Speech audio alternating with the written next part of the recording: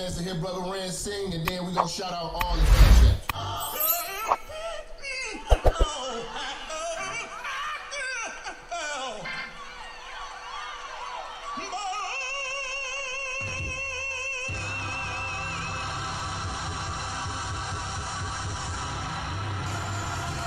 Yeah, it's Minister Jap.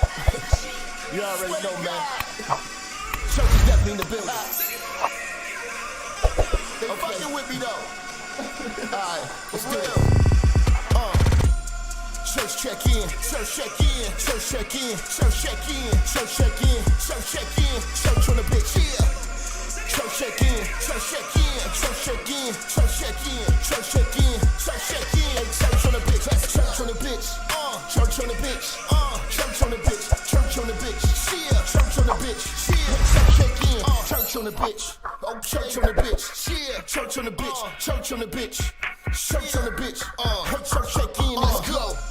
Minister Jap, it's a new era and niggas is chat. I'm in the kitchen, I'm cooking this crack. Bitch getting taxed in my Benjamin static. Truck in the front and the engine in back. 3Ks, everything I'm whipping in is black. 3 hoes all wanna sit on my lap. High yellow heifer, I'ma hit her from the back.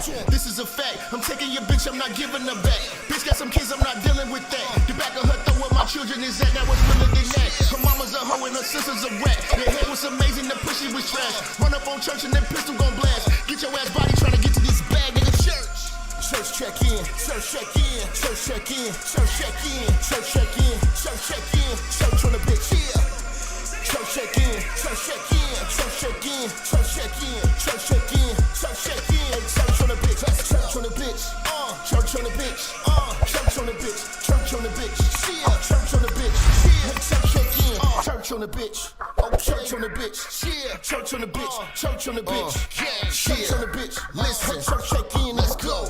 Relinquish the bitch, you loving and cuffing the beat with the bitch. She came in with you, but I leave with the bitch. I bang and I skeet on the bitch. They be like Jap conceited and shit. I push it to start, ain't no key to my whip. Believe in the game, don't believe in the bitch. I listen to sin and the rest of the pips. You chasing the bitch and ain't chasing the check. You look like a bitch when you making them threats. You talk how you talk cause you safe on the net. When I see you, no talking, I'm breaking your neck. Catch a nigga like I do, I'm dirty on sight. Whole lot of barking, but I bet he won't bite. Bet a nigga won't roll the dice with his life. Double cross church, kid crucified twice, nigga. Church check in, church check in, church check in, church check in, church check in, church check in, church on the bitch, yeah. Church check in, church check in, church check in, church check in, church check in, church check in, church on the bitch, church on the bitch, church on the bitch, church on the bitch, church on the bitch, yeah, church on the bitch, yeah, church check in, church on the bitch, oh, church on the bitch, yeah, church on the bitch, church on the bitch, church on the bitch, hey, church check in, let's go.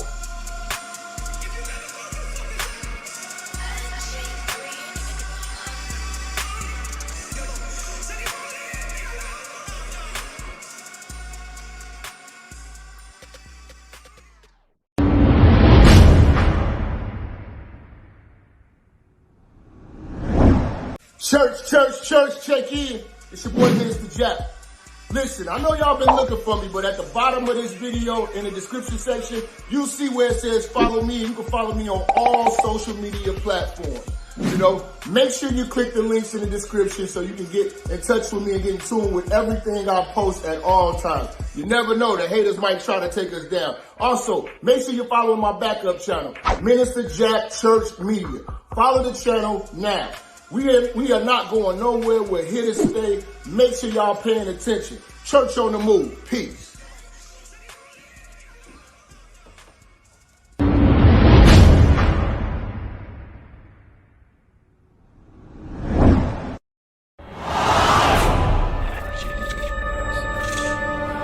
Minister Jap, I'm talking to you, nigga.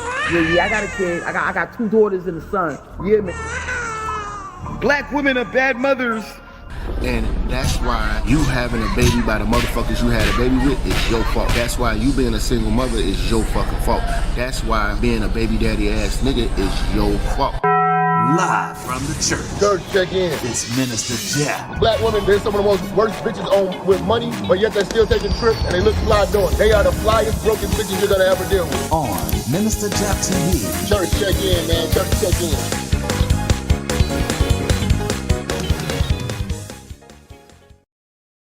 Hit that like button.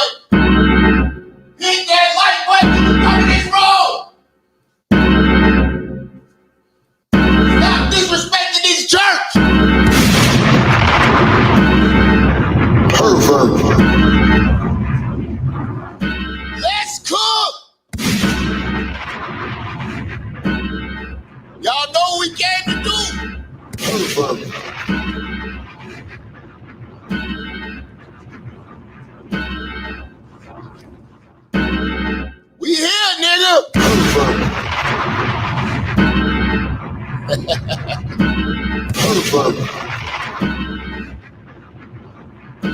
Light skin for the win. Let's get it in. Hit that like button, hit that share button, share on Facebook. Let's piss a bitch off.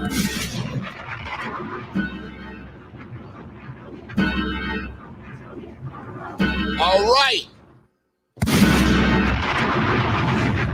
All right. All right. All right. I am the streets ordained. Minister Jap, a.k.a. Brother Page, a.k.a. Japalutha King Jr. Shut the fuck up! a.k.a. Light Skin Lucifer. It's time to cook. Shut the fuck up! Hoes getting took. Shut the fuck up! Pussy niggas shook. From the Gucci crook. Here to bring back order. Restore the dignity. So you tricking ass, licking ass niggas. You stop being a bum bitch's toilet seat. Yeah, you feces face. All single mother shall suffer. You some broke dumb motherfucker. All my niggas in the church. We pull out with the rubber. I'm the all-knowing other hoeing. All these niggas know it. Bring your ass to the church. Shut the fuck up! And I'm a motherfucking show up. It's time to do this work. Going heavy in the church. Put these pussies in the dirt. About to go scorch earth. Tell a friend. Tell a friend. Tell that nigga again. Minister Jap is in rare form and the church is checking in. Church, talk to me, you perverts. Shut the fuck up! All a pervert. You're a pervert. Every time you niggas buy pussy, you're a pervert. Every time you niggas say she got ass, no, you're a pervert. All a pervert. Your baby mama's ugly, you're almost gay.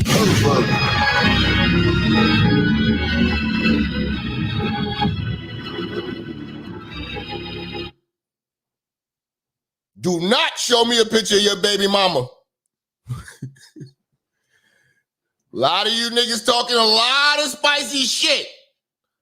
I seen that baby mama and I seen them kids.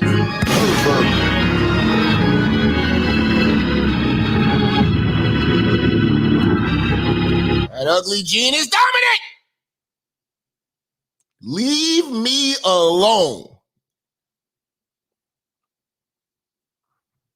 Continue to spoon with that half a man looking bitch you've been making babies with before you come over here trying to cook with me.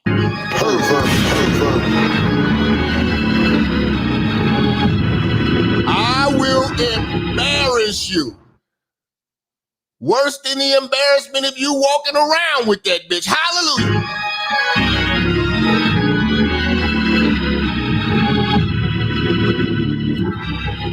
What you and that bitch did to them kids should be a damn hate crime. are a pervert. Shout out to Job for 9. He got love for the church. We got our first super chat.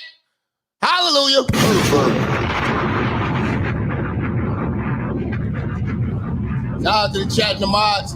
Salute to Job for 9, man. Newcomer to the church, been showing a lot of love to this motherfucking mighty administration. Pervert. This real nigga organization. We not motivated off ejaculation. Pervert. Bitches are easy as a Sunday morning. You make it hard, nigga. Pervert.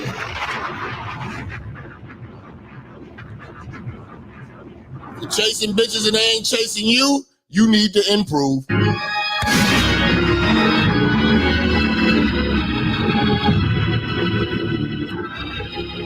You need to improve. What's good with you niggas? We back with part 2. The ghost of Kim Porter is speaking. Pervert.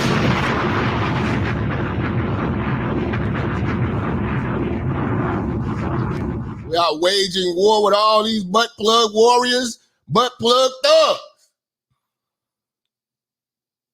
I'm not letting up. Niggas in the chat. How did this gonna be? It's amazing how people want to talk down on the brother. Brother, this motherfucker ain't no brother. Pervert. He's with the others. P. Diddy, aka P. Shitty. He gonna get this work. Like the rest of you broke wrist ass niggas. Pervert.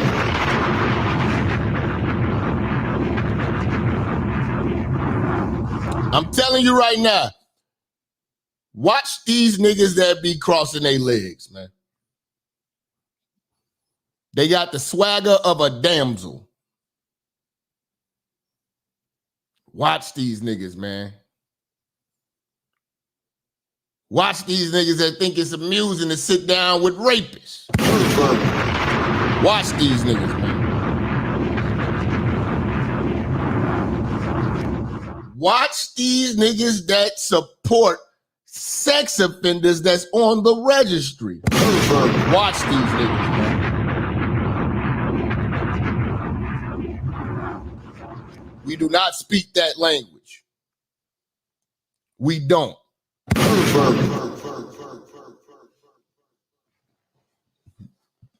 Watch these motherfucking dainty ass niggas, man. Trying to speak on behalf of the black man. Nigga, we don't go. Watch them Democrat niggas too. High alert for these perverts. You are a pervert. We on high alert for you perverts.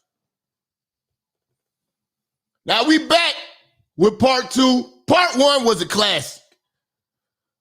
These niggas ain't breaking it down like how we do, man.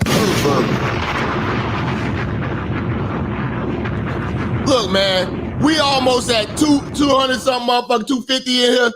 I need y'all to hit this like button. Y'all playing games in this church. Turn this chat room up. Let's break the barrier. Let's get through this algorithm curse. I need you niggas sharing, hitting the like button, and hitting that super chat, keeping this motherfucking chat room rocking and rolling. You niggas say y'all want to help the church. Y'all got to turn the church up. Because you fuck ass niggas turned that goddamn pilgrim up. And we ain't honoring that. You support me, you support free speech, and I speak on behalf of the real niggas in the room. Let's go, let's get it. Special delivery. It's the 126. Cut that shit up, man. So. Where's my bitch? Open the foot the hole. Nut up in the throat. Where's my bitch? Open the foot the hole. Nut up in the throat. I'm not rich. Open the foot the hole. Nut up in the throat. Where's my bitch? Open the foot the hole. Nut up in the throat. Popping it, drop the top on the coupe, can't stop it. We take it, hook, get sloppy. I send a shooter, go find me. Chopping it, I'm only smoking inside of shit. Wanna know where your bitch, you been sloppy shit. Pulling up, drink this inside of shit. Taking up chill like a pilot bitch. Where did your bitch go? She went to be a hoe. Back up the cat cut, I gotta get the dough. Take all the shit, this a broad day kid though. Feeling truck back to back, took all the info. Which way, wet way, where did your bitch go? They got the house stuck, dig on the tiptoes. Two RTM is sliding in Lambos. Cut on my big shit, turn to a fat hoe. Where's my bitch? Off in the foot the hoe. Nut up in the throat. Where's my bitch? Off in the foot the hoe. Nut up in the throat. I got rich. Off in the foot the hoe. Nut up in the throat. Where's my bitch? Off in the foot the hoe. Nut up in the throat. Get on rich. Get on rich. Get on rich. Where's my bitch? I'm fucking the bitch. Where's my bitch? Where's my bitch? Where's my bitch? Where's my bitch? All right. Shout out to Job for 9, man. Giving out memberships, showing love. Is this the only motherfucker in the church today that got love? What's up, man? What's up, Latina? I see the B. I got all my motherfucking minds. Nigga, what's happening, man? Where the church members? We about to cook. Shout out to Arthur Eli. You know. Much love. Much love. All right. Got to get into this, man. Last night, we went through the Kim Porter situation with the book. You know what I'm saying? We don't have no reason to not believe it at this point because everything that Jaguar Wright has been saying for the last 3 to 4 years has been true. I'm not writing off shit. Oh, it's a conspiracy. Oh, it's not. Fuck that. All these people's stories are lined up, and all these people don't know each other.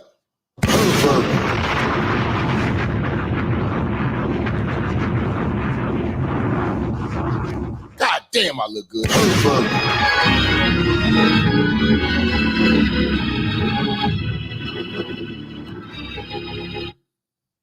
God damn, shout out to my daddy and my mama, man. They put that shit together.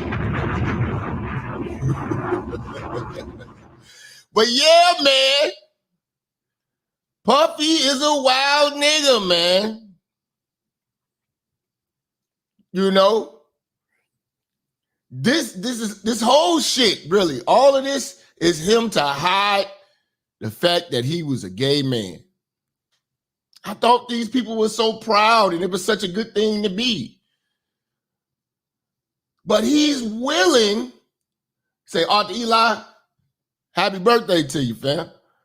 Y'all, church, show Arthur Eli some love in the chat room. It's his birthday. Happy birthday. Shout out to Bass Chris. Man, I done got these new robes, man. Where my sponsors at? We need 3 sponsors today so I could throw on this motherfucking money green robe. I can't wait. We gotta turn this motherfucking room up. I want to get 1,000 people in this live stream today too, man. So I need y'all sharing on Facebook, pissing bitches off. And I need y'all hitting that like button like never before. You know what I'm saying? But yes, all this shit that's going on with Puffy is to hide the fact, shout out to Fitna, that he was a closeted gay man. He's willing to get violent to protect that secret, that deep, dark secret of how he got into this game. And he's a sick fuck.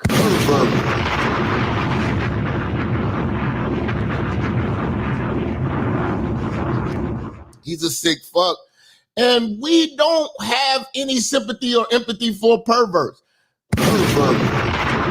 Yo, shout out to Job for 9, man. Where's the rest of my church at, man? Y'all ain't finna let my man carry the whole church today. Salute to Job for 9 for the 20, man. Happy birthday to Arthur, man. Job for 9 showing love, man. But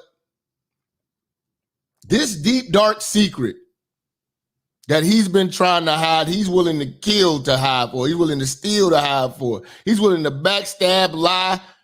He's willing to get rid of his kid's mother to keep this secret.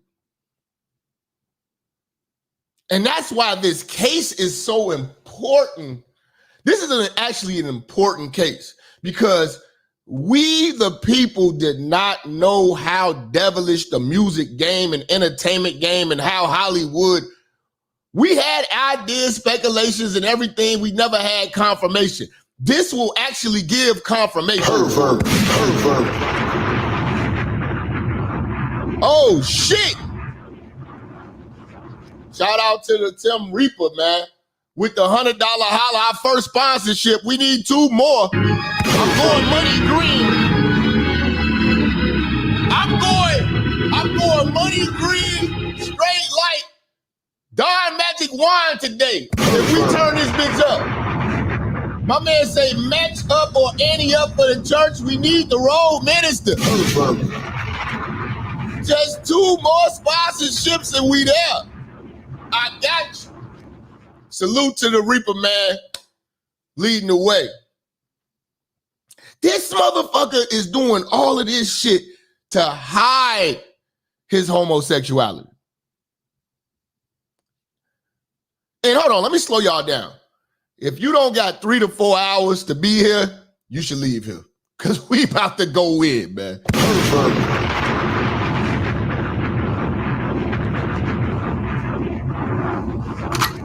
We about to go there, man. We're going to do a serious, thorough breakdown. Okay? This Kim Porter Last Words book is very, very thorough. But back to what I was saying.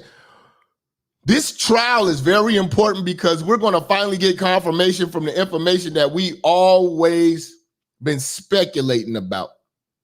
On what the casting couch was, with the Hollywood elites gay, and all this.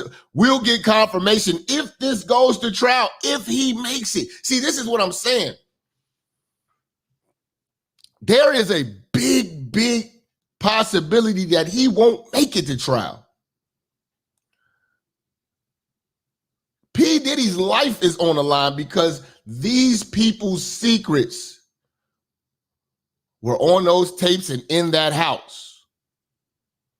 And the last thing the industry wants is for this nigga to go to court with a chip on his shoulder because everybody turned his back on him. Nobody stepped up of prominence. No Diddy. I'm sorry, no Beyonce, no Jay-Z.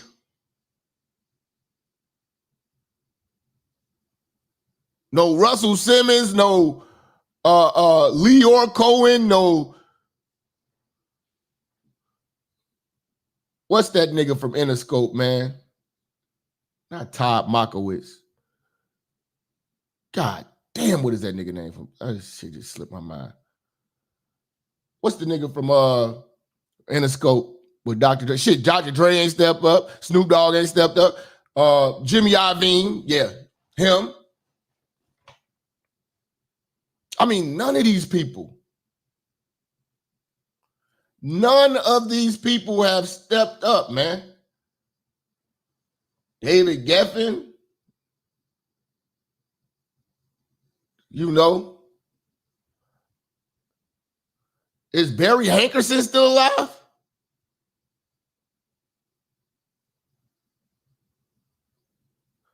I mean, nobody in the game has stepped up to say anything about this nigga, man. Not even Clive Davis, who he was sticking it to. Jermaine Dupri, nobody. Everybody's deleting shit off their Twitter. Everybody's quitting their job, getting out, trying to make a run for it. Because if this nigga talks, the game is exposed and the game is over.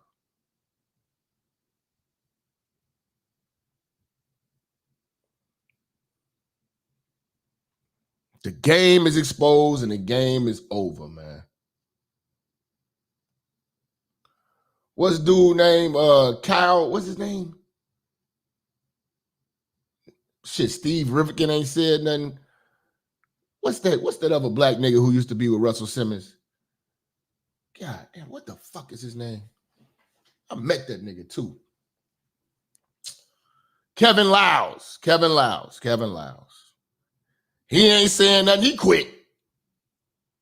See, all this shit is starting to make sense. The baby oil, Jay Prince, Birdman. Nobody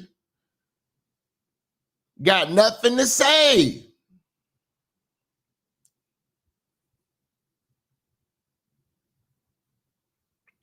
But because Diddy got dirt on everybody.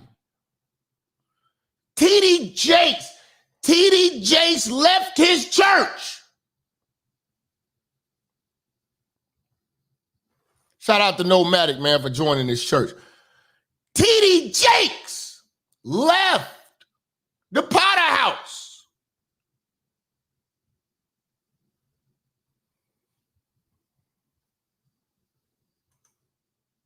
Because niggas know it's about to go down. Jap, what you think about this says about Clarence / Avant / Black Entertainment Godfather? Oh, the guy who want to make sure you don't get fucked. He probably knows.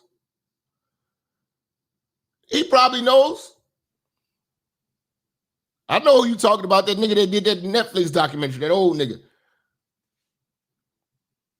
See, you got to understand, this is not just about homosexuality. This is about a cult. And I know it's going to sound far-fetched and it's going to sound conspiracy theory-ish. This is a cult. The gay sex was a ritual to see if you're going to be down with this satanic movement. This is bigger than just butt sex.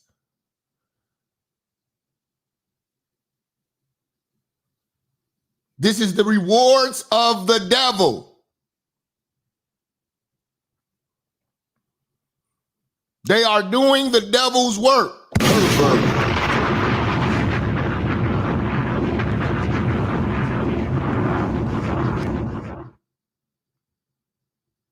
Can't remember the surah offhand, but I remember it was a surah in the Quran where it talks about music, and I'm paraphrasing, but it was pretty much music was forbidden because it has a devilish element to it. And when you think about it, everything from the shaking, the gyrating, shit, how it influences these kids to kill each other and make a song about it. It's like they say the word song. When I think song, I think harmony, song. It's not even a song. This is a celebration of death.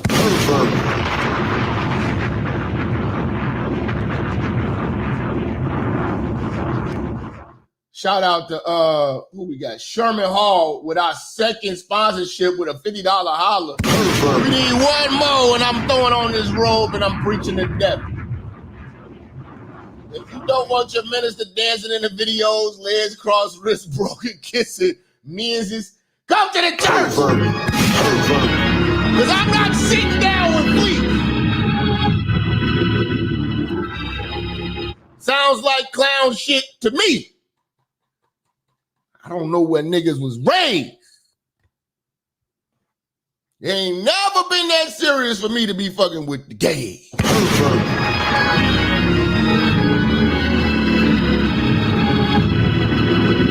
Can you dig that? Niggas is whack. But yes, they are doing the devil's work. The devil works through this music. Look at this shit. Bitches out here eating ass because it's in a song.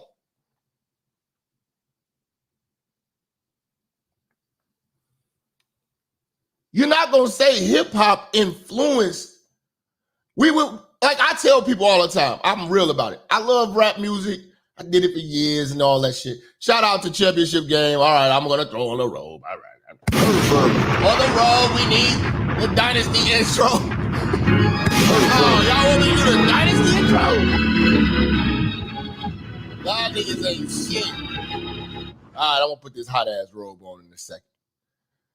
But you're not gonna act like hip hop doesn't influence the worst elements of people, from drug use to over sexualization to perversion to murders. People like, oh, hip hop is positive. I never said that. I look at hip hop like audio porn. Now that I'm older, I look at it like that. I would never let my kids listen to hip hop. Shout out to G Baby, man. He say, oh man, nigga, come through with the $50 holler sponsoring, want us to throw the robe. We gonna throw this robe on, man. But I look at hip hop as audio pornography. And it does not need to be listened to. For kids should not be able to listen to hip hop. It's strictly for adults. Because only adults can understand that this shit ain't real and it ain't supposed to be real. But when you program the minds of young motherfuckers for years with this demonic shit, they gonna do demonic shit. Most of these motherfuckers are clucks because Percocet, Molly Percocet. And you can't say it ain't bumping. This music is very influential, man. And it's done on purpose and it's ran by, now that we got confirmation, we already know the Jewish people was doing this, but now we know the LGBTQ community waged war on humanity along with the Jews.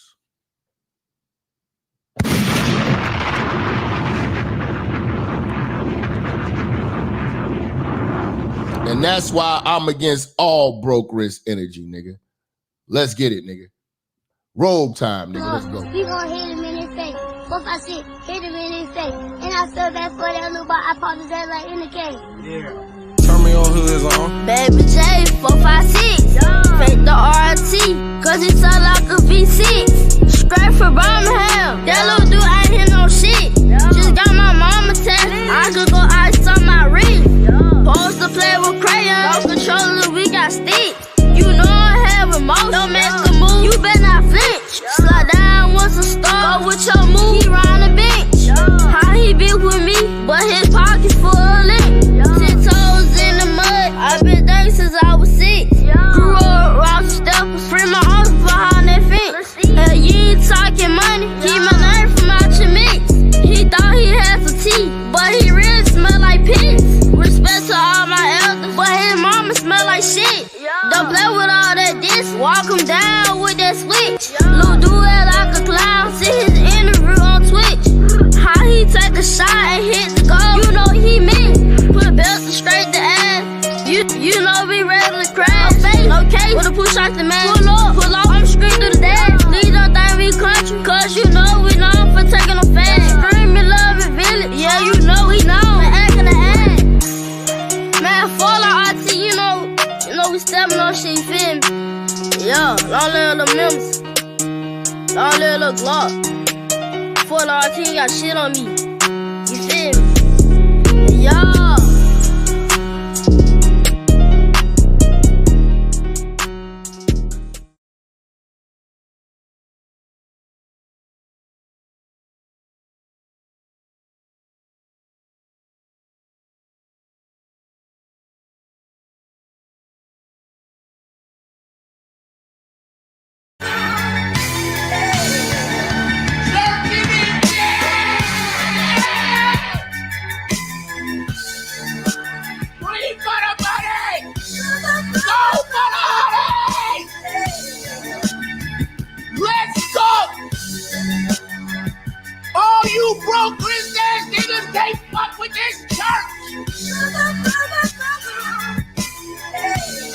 65 niggas.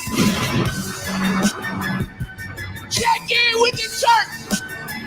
We the realest podcast on earth. Let's rock. Salute to my moms on their goddamn job. Got me this hot ass song. Shut the fuck up. Shut the fuck up. We ready to cook.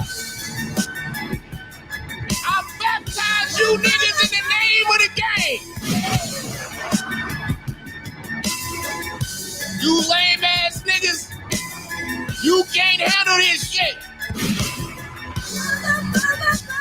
Stop watching that pilgrim ass bullshit.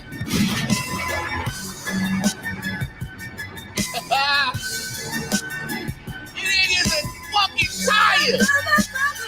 Your time will surely expire. I'm going there. I'm going there. You're a pervert. Pervert. You're a pervert. You are a pervert. Pervert. We here to cook.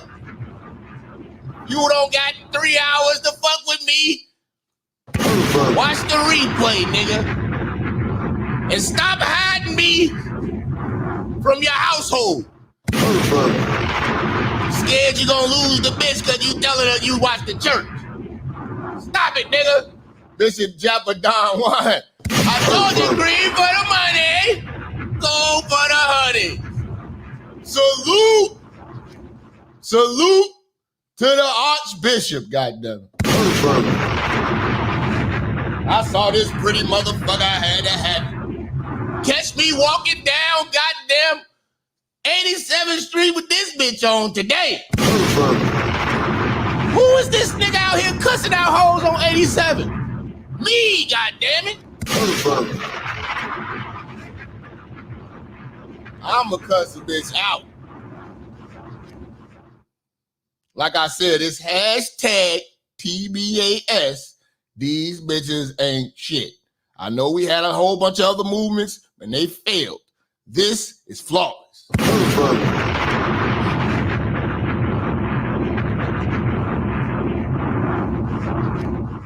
This shit is flawless. Pervert. God damn, I look good in this green. God damn, man. I'ma pull up on your bitch with this shit on, nigga. You niggas keep talking shit. Keep making them videos so I'll pull up on your bitch with this robe. Pervert. Some nigga in a robe just took my hoe. Some nigga in a robe just took my hoe. Yeah, nigga. I'm blessing the bitch. Pervert. Blessingthebitch.com. Can you dig that? You know? But yes, the rap industry, man, to find out it's gay, oh, it's a stab in the heart. It's a stab in the heart to know all of these things were going on behind the scenes. This filth, this disgusting behavior.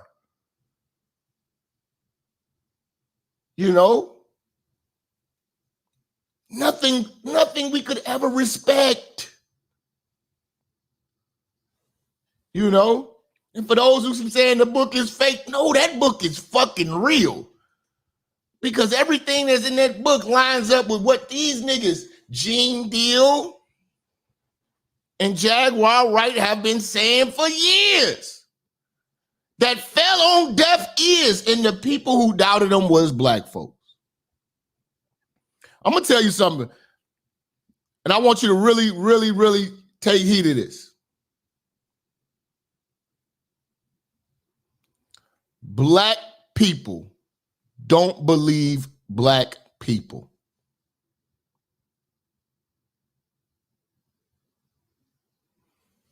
Listen to me, church. Shout out to King Lou, man. Don't think I don't see you when I see you, because I see you, man. Stay away from my bitch with that robe on, church. Bro, I'm telling you, man. I'm telling you, man. And I got this YSL cologne on right now, man. I'm smelling like this money, man.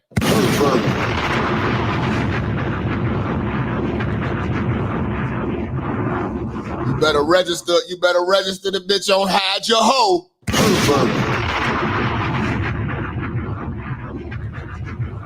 Because that shit gonna get real crazy and complicated, nigga.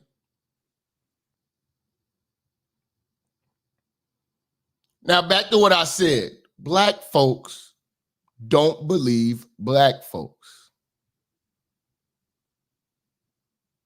The only time truth is verified is when a white person says so.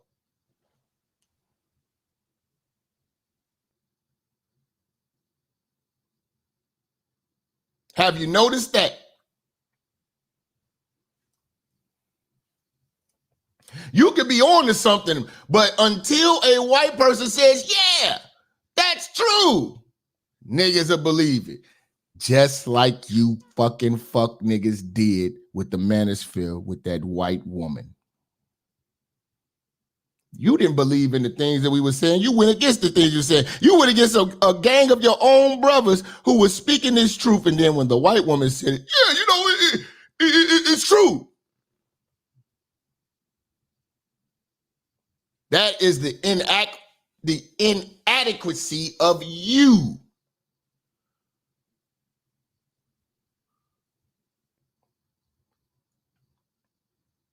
All truth has to be verified for black people through white people. Shameful. That's why you stupid niggas on Ancestry.com trying to find out who you are. You don't believe who you are until that white piece of paper says who you are. You don't believe your family. You don't believe your grandmama. You believe Ancestry.com because it's white folks telling you. Because you doubt your intuitions and intelligence.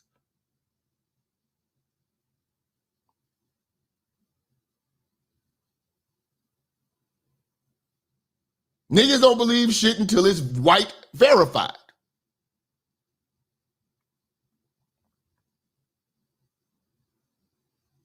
Shit, fact, you niggas won't believe me till a white motherfucker stamp me. Let a white motherfucker stamp me. Oh, that nigga telling the truth. Oh, you know, Jap be talking to...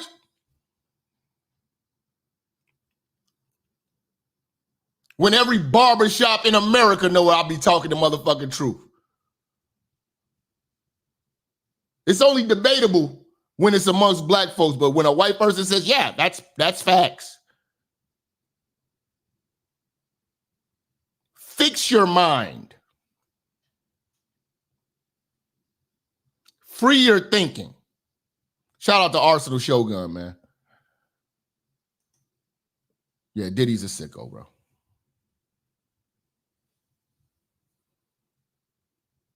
We didn't believe Jaguar Wright. We didn't believe Gene Deal.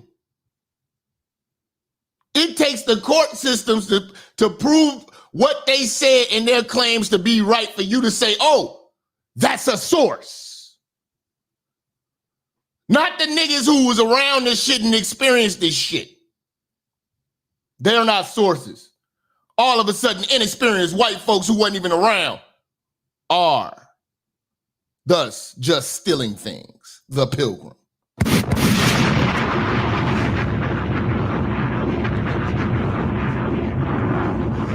So no, I'm not going. I believe the book. I believe Jaguar Wright. I believe Gene Deal. Their message has been clear for years, but has fallen on deaf ears because black folks always have to and challenge black folks. Like I told you, I don't have white supremacist enemies challenging what I say. I got men, black men.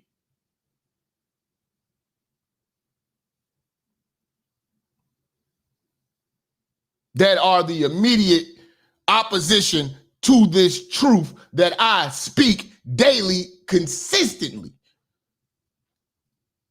without compromise. I am not trying to get along with a nigga. Every nigga is not my motherfucking brother.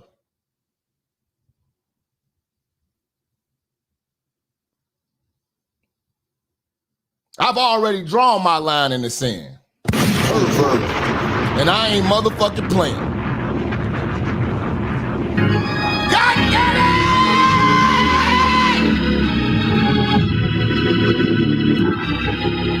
I'm feeling the spirit today.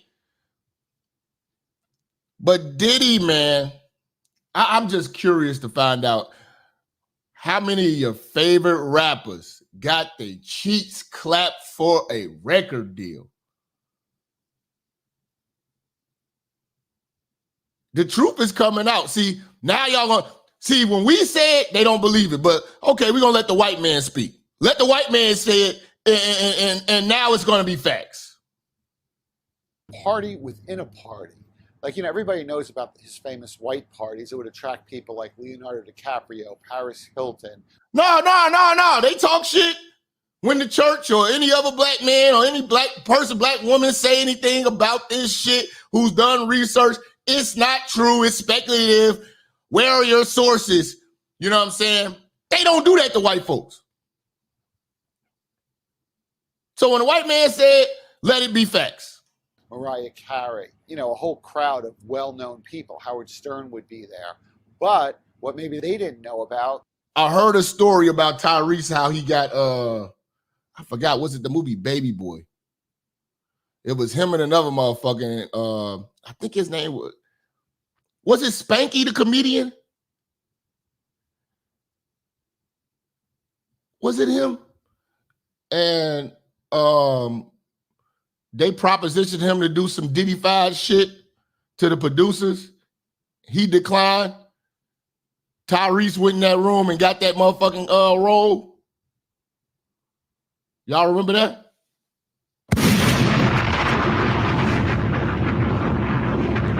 Any of y'all seen that interview online?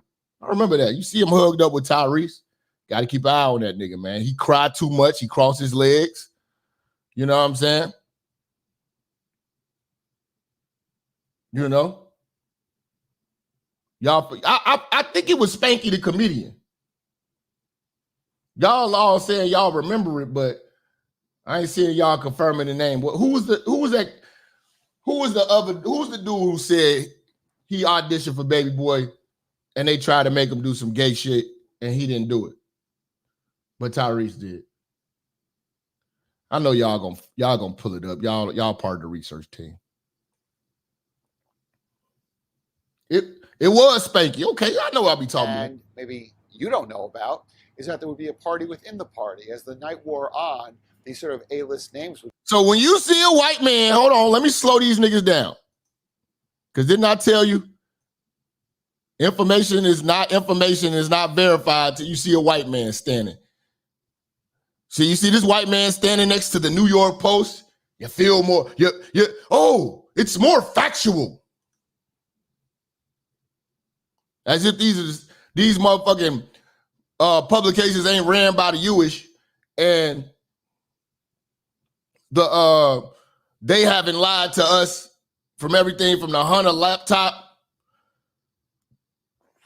you know what I'm saying, to voter interference, nigga, to the goddamn vaccine. But all of a sudden they factual. This is why I tell y'all, man, you gotta have a free mind, man. The free thinking straight black man is a rarity, man. And I'm tired of you bubble bath ass niggas. Don't trust these bubble bath ass niggas, man. These day spa ass niggas. These day spa ass niggas, man. We roasting. Party. We about to cook you, goofy asses. Yeah. Is that there would be a party within the party. As the night wore on, these sort of A-list names would go home. I mean, it's like 1 o'clock, 2 o'clock. Okay, the party's over. Let's leave. Well, they said that about Will the Fresh Prince. You got to think about Will Smith, how he first got in the game. His first movie was 7 Degrees of Separation. He was in a bed butt naked with a white man. He was broke in from inception of this game. His wrist was broke forever. He is not one of us. He is not a brother. Your black man pass has been revoked.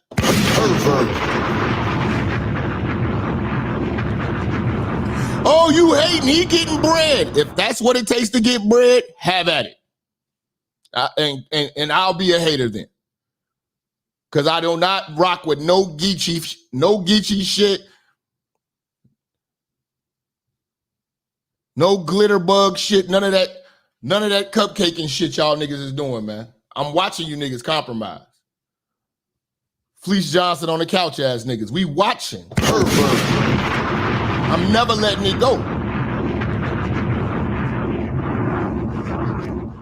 For some people, the party was only just beginning. There would be like back bedrooms where Diddy and his, let's say, more debauchery-oriented friends would have a different kind of party. I spoke with a gentleman who was a drug dealer who would... Oh, so it's not a lie when a white man said he spoke with the drug dealer.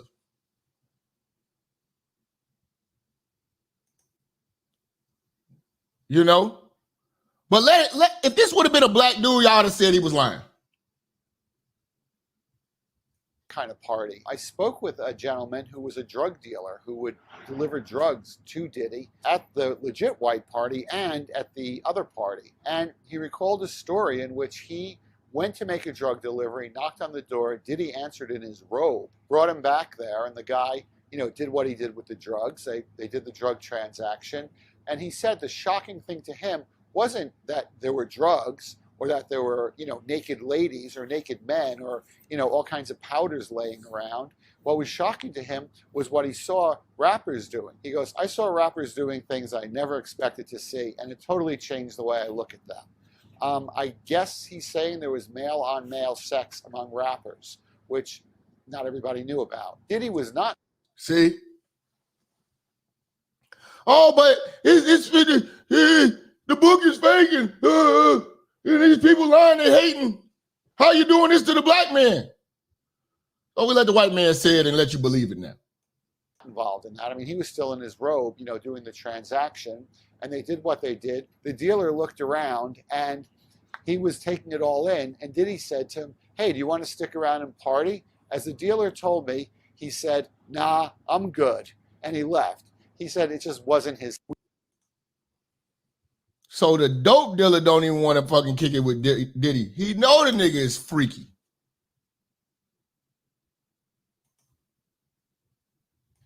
You see what I'm saying?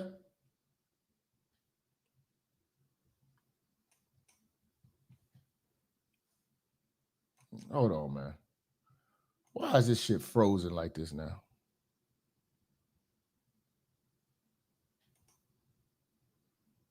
Okay, this shit was freezing, man. I apologize, church.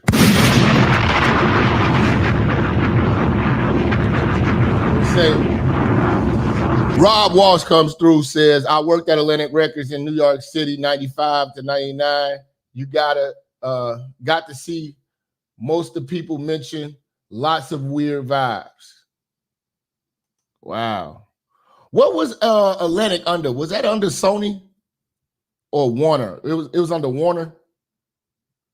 Atlantic was always under Warner, I believe. See, I don't know if Diddy was under Warner. They was under Universal, or was it Elektra? What was Clive Davis? Clive Davis had that other label, J Records. But did he start? He had Arista. He had Arista.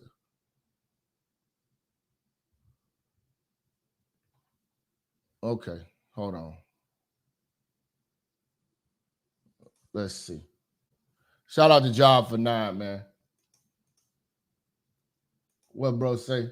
He said, how far do you think this behavior has been going on? Man, bro. I want to say since the 80s, man. I think a lot of the pop singers, man, was catching that work. But see, it hit harder when the rappers, because the rappers, you look at the bravado of rappers. Rappers supposed to be, you know,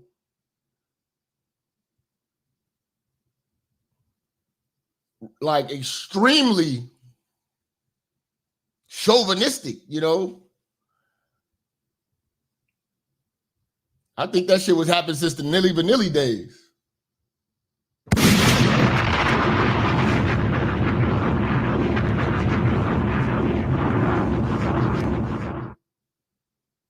You know? But you know, not to give them any type of pass, I don't think it's solely about homosexuality. I really think it's about a satanic ritual power, a power dynamic, and a power transfer.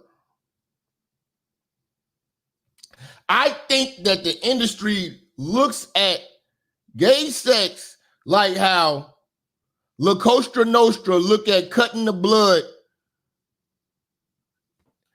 and shaking hands when you become a made man. I think that's how they view this.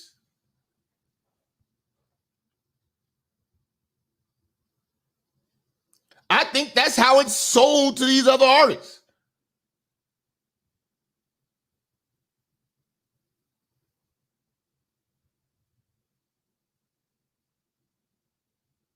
I think it's a satanic cult, and that is your initiation to get in.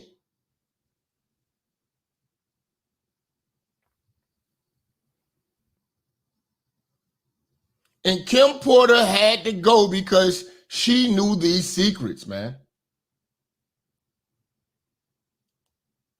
And they would do anything to protect these secrets. One thing I will say, Gene Deal, I'm about to show y'all Gene Deal interviews. This is about a year or some change old when Gene Deal speaking this shit. Now this shit is all coming to light. With a new album, man, called Love, and he got a song on there called Kim Porter. How you feel about that? I think that. See, he know about all the domestic violence. He's seen it. He was there.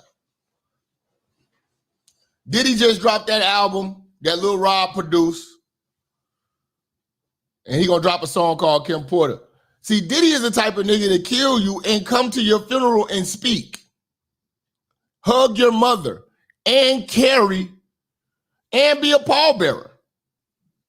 That's another level of evil.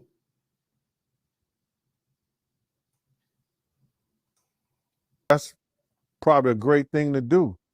You know what I'm saying? To honor the person that you said you love. To honor the woman who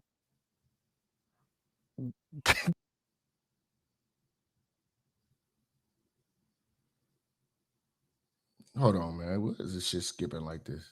Hold on. Man, called Love, and he got a song on there called Kim Porter. How you feel about that? I think that's probably a great thing to do. You know what I'm saying? To honor the person that. What the fuck? Hold on, let me remove this shit, man. Okay, let's pull it back up. They playing games with us today, church. Let's see. All right, pull it back up.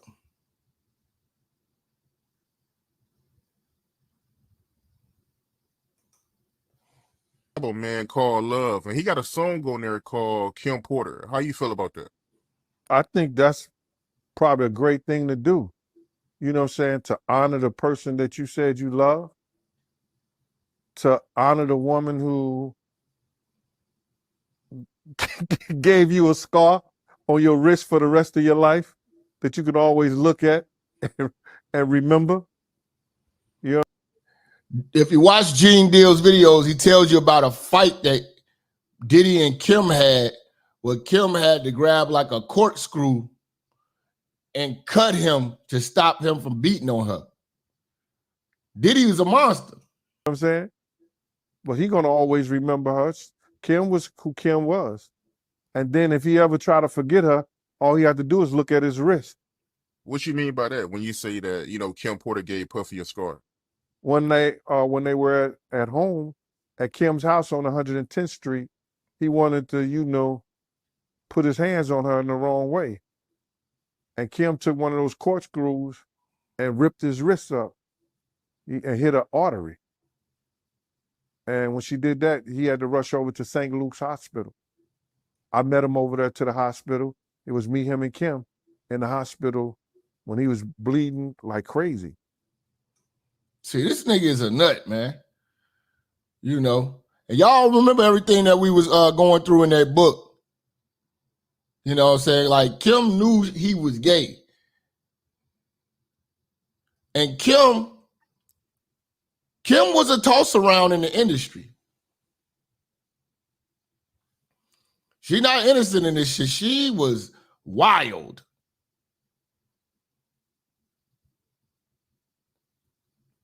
She was literally a sex slave to anybody. Anybody can hit Kim. Right. From your point of view, right, how would you describe Puffy and Kim Porter relationship when you was around? Oh, it was volatile. It was like, you know, damn it she do, damn it she. Arsenal Shogun said the sports owners are part of the Rainbow Coat too. Jerry Jones, Cowboys owner, was with Jamie Foxx talking about players' meat sizes on video. Send the link, man. Send the link, man. This is crazy, man. This is crazy, man. Look at what everybody look at what all these people are willing to do to be on that camera, man. Don't. Like, Kim could not be with nobody else and he knew it. See, this nigga was controlling. You already heard about what he did with Cassie when he had tracking on her. She go to the studio to do a song with Wale. He about to throw him off the roof. He burning up cars, blowing up Kid Cudi's car, all in the name of the bitch. Y'all niggas think these trick ass niggas, a lot of these trick ass niggas, man, be possessive, man, and weird, man. They not normal. Tricking ain't normal, man. Tricking ain't normal, man. You know? You know? This shit crazy, man. And a lot of people don't know Al B. Sure, because we left off at Al B. Sure and Puffy running a train on Kim together. Al B. Sure and Puff was friends. This nigga is evil.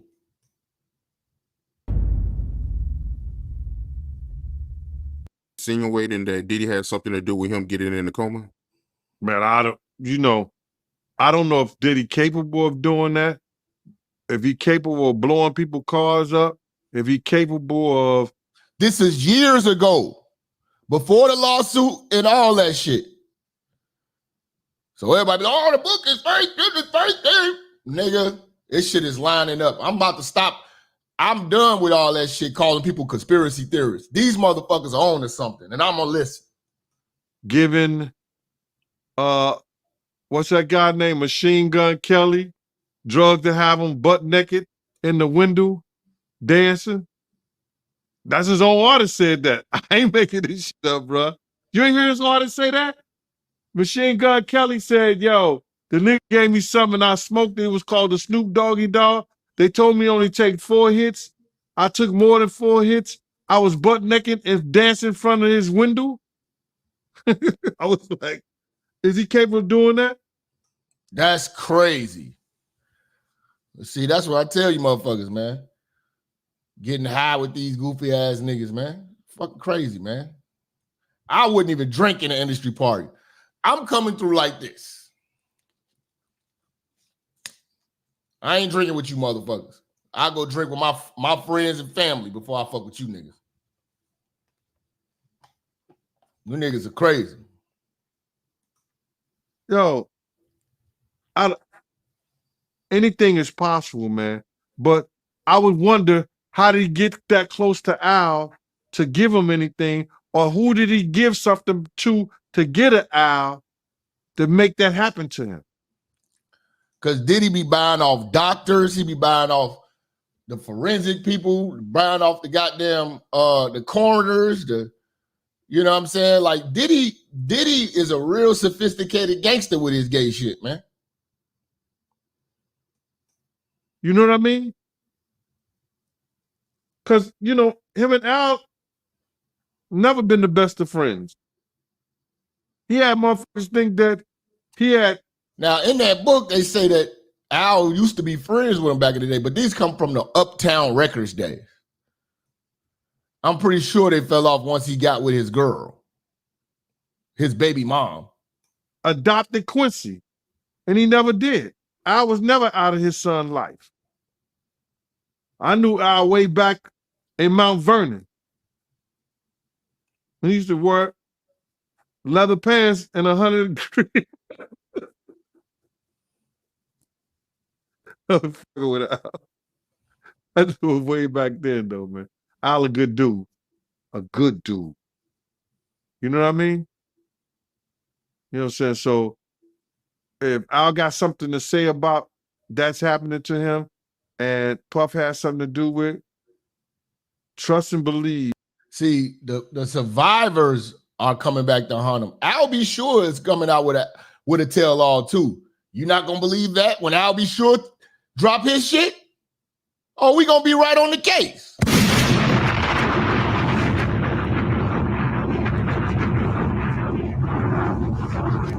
Al B. Sure is dropping a tell-all. He gonna have evidence to substantiate that Puff did that shit. Either he gave him something or sent something his way. But what was the beef between Albert Shore and Diddy? Like, why wasn't they on good terms? The nigga was dating Kim. You understand? That's his kid's mother. And they was cool. They was friends. Misa and Kim was cool. They was all in that Uptown family. Uptown Records family. Misa is Diddy's first baby mama, that light-skinned chick that was in the hot tub with the I Love It When You Call Me Big Papa video. So slow down, son, you're killing them. The little blonde-haired Chinese chick, that's Justin Combs' mama. How you gonna date the mother of you my man, you cool, we all be around each other, and you dating the mother of That's against the 30 code. I always told y'all. You know, exes of friends is off limits.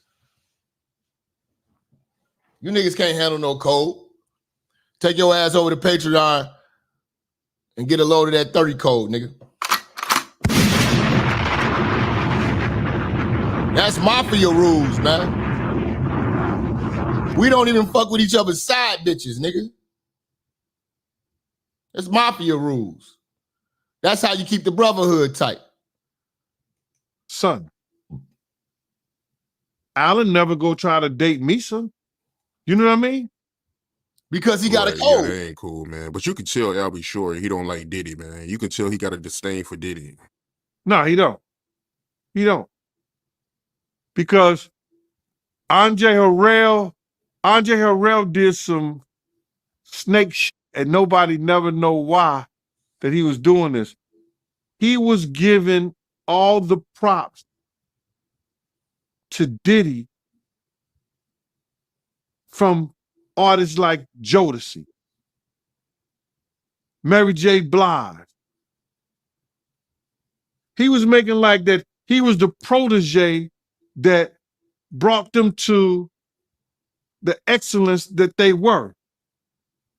the way they dressed, all that shit, that was Devontae. Their music was Devontae. But Diddy got all the credit for it. You see? And that's why I told y'all about this music industry with people like DJ Khaled, Birdman, and Diddy. They are just stealers of your talent. They rob people of talent so they can be famous. No exec should be on the goddamn camera dancing and shit like that. Diddy is awful. He is awful as an artist. Even if you have Jadakiss write it, it sounds awful when he says it. But you see how manufactured the music game is, that they're able to make that shit the only thing you see,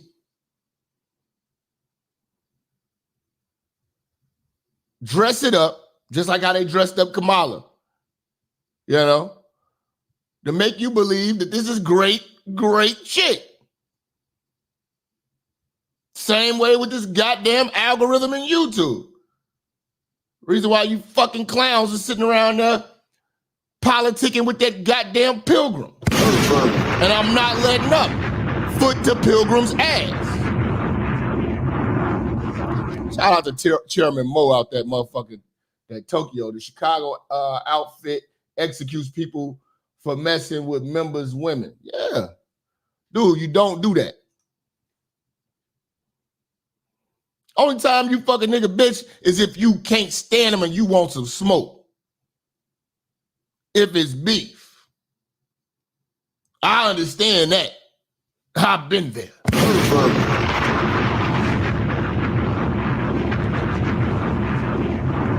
You know? I've been there.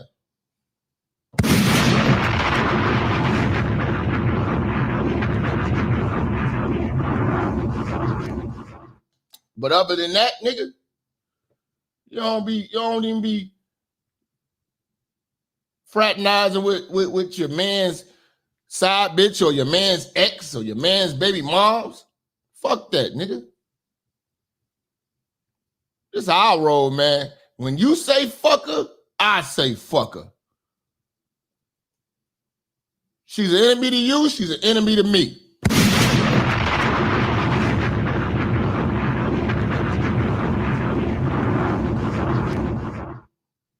You know? I had to check a couple partners, man, over there being friendly with my exes and shit. I'm like, nigga, you treat that bitch like she dead, nigga. Treat that bitch like you saw a ghost. I'm just trying to be nice. Nah, fuck that. You know what I'm saying? We ain't trying to be nice around this motherfucker. Ain't no nice guys around this bitch. But yeah, man, this Kim Porter shit, man, is real, nigga. It's real, nigga. You know? That book, man, was vicious, man. And we went, man. This book is vicious, man. A rumor for a while now that, you know, she got killed because she was exposing a lot of stuff in her book. Is there any truth to that? Unless they can hide unless she did her book on Google Duo and it's in the clouds and they could get somebody. See, you gotta watch a lot of these Gene Deal interviews because it's all, when you start listening to that book, this shit be lining up like a motherfucker. And we left off at the story with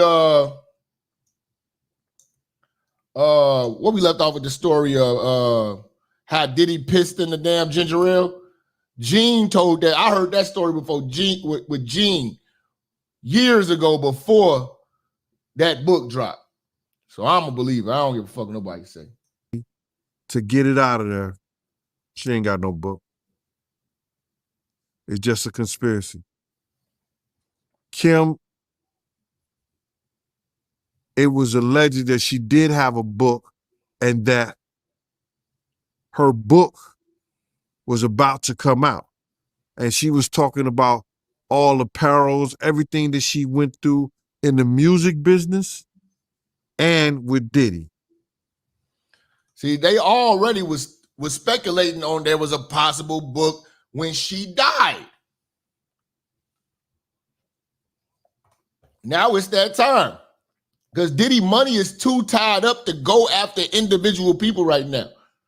And he's got too many lawsuits and he's got too much shit over his head to focus on one person like he would. All the men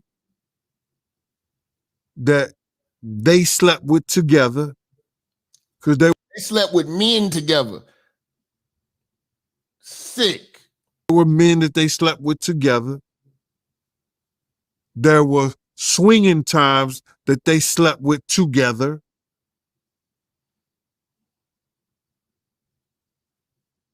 I don't know, man. How do you put your girl through some shit like that? Or how you look at your girl and knowing that she sexing another dude? What kind? Because you're a weirdo. Weirdo, man. Just like that Zestiny and that Sneeko nigga letting niggas fuck, and Adam 22 letting niggas fuck your girl. And y'all be sitting around listening to these clowns like, who? Where do you find these satanic weirdos? You are a pervert. What kind of demonic mind you have to be that far gone where that shit don't bother you for somebody that you love? But Kim Book was going to express all that. And I hope she did her book on Google Docs, or she did her book somewhere that is floating in the cloud of the internet that somebody could go get it one day. They got it. They got it. Because any picture you take, anything that you write or say, it's in that internet cloud. It just gotta be, you just gotta go get it. And one day, somebody gonna go get it. My man Rob say he know Craig Max DJ. He was trying to get him to put up a blog, but he was too disgusted to speak on Diddy. See, this is a sick industry, man. But I'm sure that he probably got hold to those tablets or whatever she had, allegedly, and got rid of them. They swimming with the fishes. Wow. I'm going to tell you who working behind the scenes on the low, man. Who I'm speculating who's working behind the scenes, man. I believe Kimora Lee Simmons is working behind the scenes on this whole shit. I know she know the truth, and that was her friend, and she is definitely working now, overtime, behind the scenes.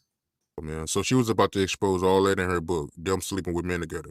She was going to expose everything. I heard it was tell all. Yeah, that's crazy, man. Just curious, right? Did you know that Diddy and Kim had that type of relationship back then in real time? Yeah. Yeah. Yeah. Because I know somebody personally that lives in Atlanta that was swinging with them. And I would never mention his name because he's a good brother and he knows my family down there. You know, he knows my family down there. And I would never, put his name out there like that. But see, this damn lawsuit, this damn court case is going to put a lot of people's name out here. See, people be trying to protect each other. And I respect that. But now that we know what really goes on to become successful in Hollywood and in the music industry, it's sickening. I can't even listen to music the same no more. That, he's been in the music business. He done put a lot of groups, A-listed groups out there, especially A-listed groups from Atlanta. So I would never put his name out there like that. But,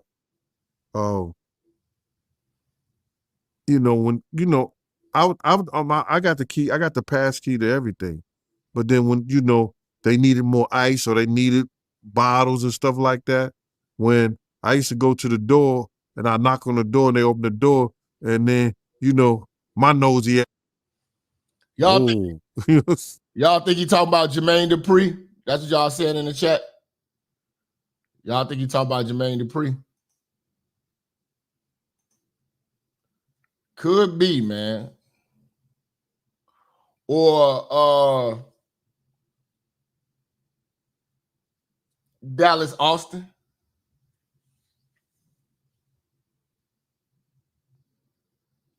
Look at the character and demeanor of Dallas Austin.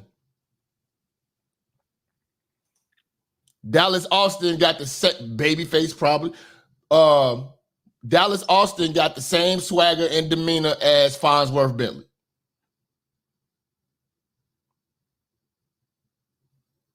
We cracking the codes. 700 people in the room. I need y'all to hit that like button, nigga. Church is on the move. Say L.A. Reid. I don't know. Is L.A. Reid from Atlanta?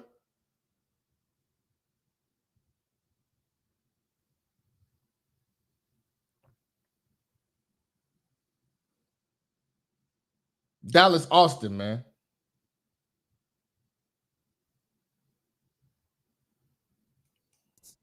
You see certain or they sitting in the jacuzzi together, all of them. Y'all say Dallas Austin hit Kim first? It's starting to add up, bro. Nothing on. Shout out to Herman on the shit like that, bro. 10, bro. It is what it is. I think you're talking about Dallas Austin. You gotta think about TLC. Drumline. Didn't he do Drumline? He worked with Jermaine Dupri. I was gonna say Brian Michael Cox, but I'm thinking Dallas Austin when he said big artist.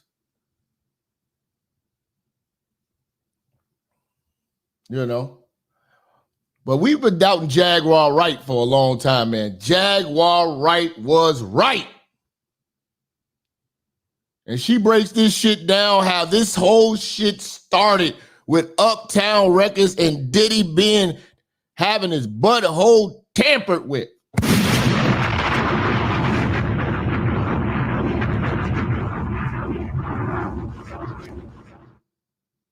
Let's get into this, man. Jaguar Wright, man. And your little dog, too. Just came out of his coma, and I've been talking to Al, and we've been texting back and forth, and I'm just glad that... See, again, nobody took her serious because of how her message is packaged, and she looks crazy. She spazzes out, she's crazy. We seen her in the airport when I did the video about her in the airport. You know what I'm saying? They can chalk up everything she's saying, and she ain't take her meds. That's why we never took this shit serious. But now every lawsuit lines up with what she's been saying for years. But it fell on deaf ears. He's alive to text. Oh, wow. Definitely. Oh yeah, and choke no joke. I got a whole nother series lined up on some choke no joke shit about hip hop. That motherfucker seen a lot of shit too, man. This shit is terrifying to me, man. I don't even want to listen to Biggie Small. I don't want to listen to none of these niggas no more. Fuck them. Yeah. But when you think about Kim, I was thinking to myself the other day, Uptown Records started with 5 people. Andre Harrell. This is the beginning of the gay code. I'll Be Sure. Heavy D. Heavy D. And Puffy. And Kim was the longest working employee because she was there from the very beginning. She was Andre's personal assistant. Kim is dead. Heavy D is dead. Andre Harrell is dead. The only two left are Puffy and Al almost died. Isn't that interesting?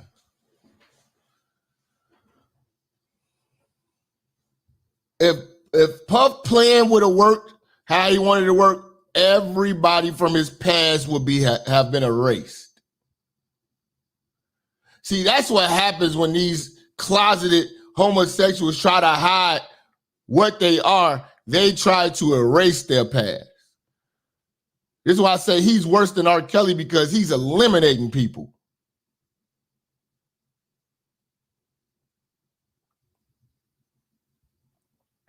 This case is worse than R. Kelly because Puffy was out here having sex with powerful people.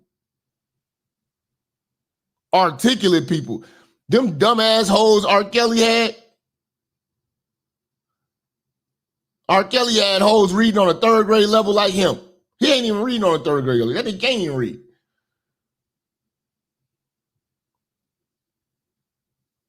See, Puffy situation is people that could actually do damage. Isn't that interesting? That is interesting. Heavy D was found dead, face down in the heart attack. Andre Harrell, heart attack. Kim died from pneumonia, but there's the first coroner's report that said that she died.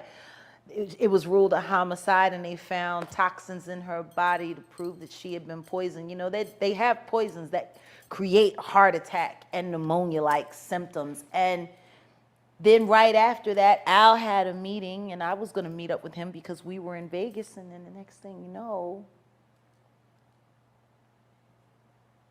you want to know what they all had in common, though? Talk to the him. Survivors and the late of Uptown Records, they were all writing tell-all books. Boom.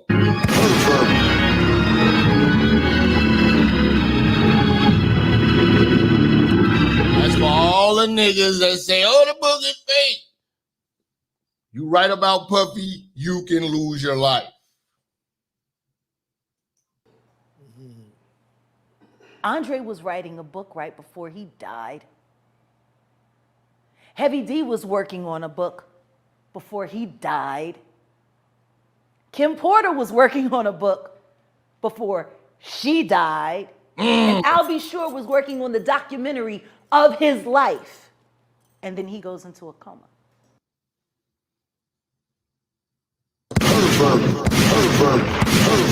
Pervert. All right. We about to get into this book, man. I told y'all we going in second half of this book. Kim Porter's Lost Words.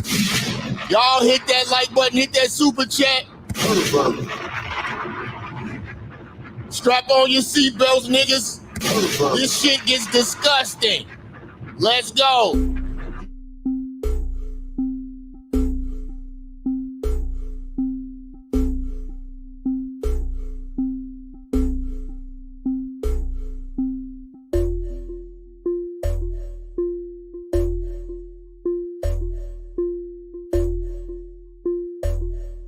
Disrespectful music.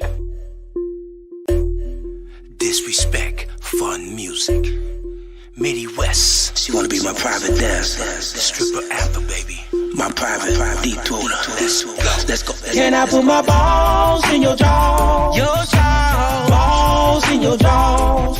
Can I? Can I? Can I? Can I? Can I put my balls in your jaws? Your jaws. Balls in your jaws. Can I? Can I? Can I? Can I? Girl, you got a long tongue. You can't go wrong. When you see me, you say I turn you on. You always say, if I get a chance, I'm gonna satisfy your needs. I don't got no problem getting on my knees. I don't got no problem, I'm your freak. I don't got no problem getting on my knees. I don't got no problem, I'm your freak. Hit me up all all day. Talking about how she gonna swipe me. She said she just loves swallowing my baby. She started doing me inside my Mercedes. She love going up and down. She keep making that sound. Licking it, swallow it, goggle it. Can I put my balls in your jaws? Your jaws. Balls in your jaws. Your jaws. Can I? Can I? Can I? Can I? Can I put my balls in your jaws? Your jaws. Balls in your jaws. Can I? Can I? Can I? Can I? Girl, now you in my womb. You in my womb. You're not gonna make me come too soon. I'm not gonna come too soon. 'Cause I'm gonna make you take your time. Yeah, you keep going up and down. So sloppy. Making that sound. So sloppy. Keep going up and down. So sloppy. Keep making that sound. So sloppy. Head game so vicious. When she come up, she look me in my face. Delicious. She says she in love with me. Doing those things so lovely. I feel so relaxed. She keep me coming back to back. Don't get it twisted, I bring her back. Don't get it twisted, I put my balls in your jaws. Your jaws. Balls in your jaws. Your jaws. Can I? Can I? Can I? Can I? Can I put my balls in your jaws? Your jaws. Balls in your jaws. Can I? Can I? Can I? Can I?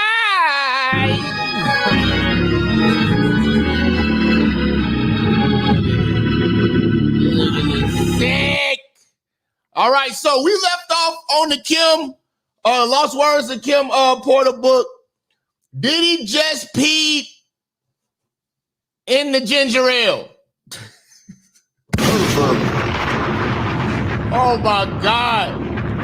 This nigga pissing in the ginger ale, man. You can't bring this nigga nowhere. He's a pervert. Pervert. You are a pervert. Niggas a sicko, man. Weird, man. Let's get into it, man. Feared by men that knew, but he did not want any of the smoke Quincy Jones could bring. Kadada could continue with impunity. Sean could not touch her. Christopher and Mary both wanting to defend.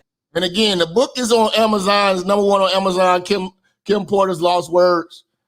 You know what I'm saying? Feel free to check it out. Download the Amazon audiobook and all that other shit. You know what I'm saying? It's all on there. And the super producer that made them famous. Both started to stand and make their way over to the table. But Sean said, I just can't believe he tossing up your wife. Look at your, this is, I mean, your, whatever, your woman, baby. I could never, ever.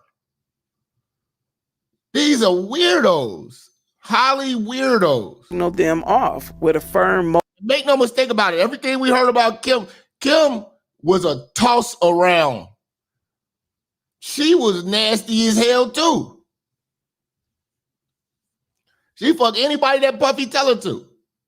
Motion of his hand. They remain in their seats watching helplessly. Kadada seemed to be on full rampage. You're not safe in the streets, Sean.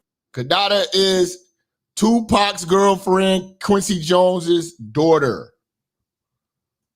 You think you're untouchable? Kimora seemed almost red in the face when she grabbed Kadada by the hand, saying, I gotta go to the restroom. Kadada, not willing to stop, snatched her hand away, yelling, let go of me. Kimora needed her to get a grip and said sternly, speaking to a child mid-tantrum, die. Kadada turned to her and yelled, what? Kimora nodded toward. Some of y'all said y'all think Pac was gay too? I don't know, because in this book, there was a lot of resistance, but I did see that zesty ass interview of Pac when he was in school. You know, then you hear the stories about Pac in jail. It ain't sound too white, man. For the crowded room. One pervert at a time. We dealing with Diddy right now, man. We gotta We're gonna clear Diddy, get him about the way. Then we're gonna have to dig into this Pac situation. You know what I'm saying? And see what's happening. And Kadada looked around. Here she deflated slightly. Kimora, now in control, spoke firm but softly. Let's go powder our nose. Kadada nodded with a... We talked about that last night. They were heavy in the coke. They did a lot of coke. Grimace and gave a sharp look back at Sean as she walked away.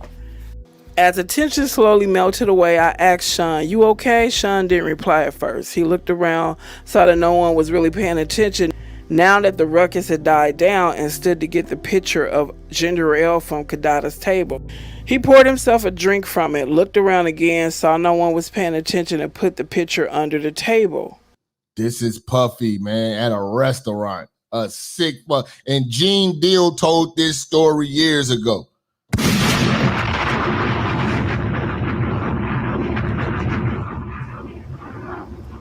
What was he doing? Then I heard the distinct sound of liquid being poured into the liquid. Oh my God, is he peeing in the pitcher?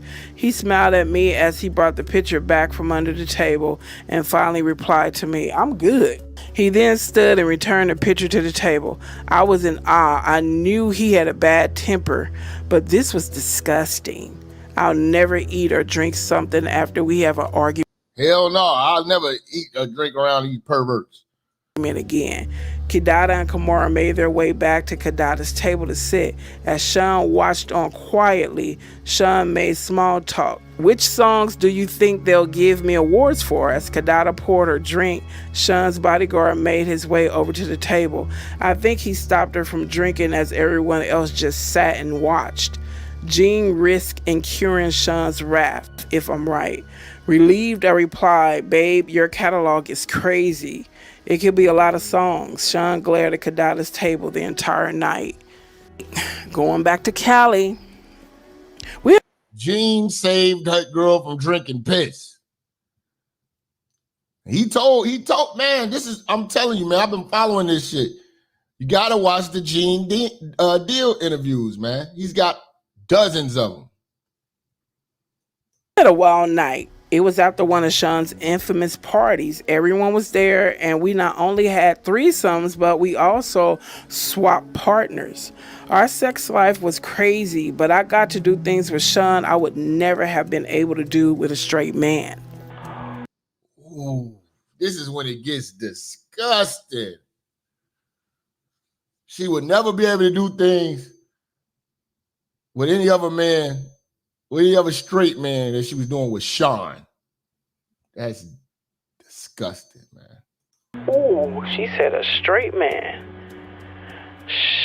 Let's continue. Sean cared about me, but it was becoming more and more obvious that he preferred men.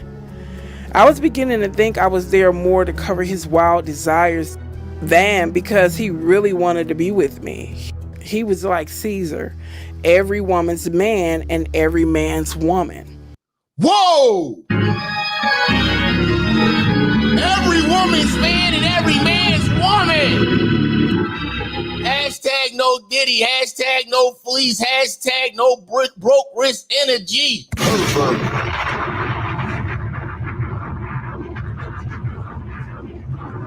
Hold on, y'all. We not gonna get past this threshold of 1,000. Y'all keep playing with the likes. Shout out to Nomadic, man. He letting you know, hit the goddamn like button.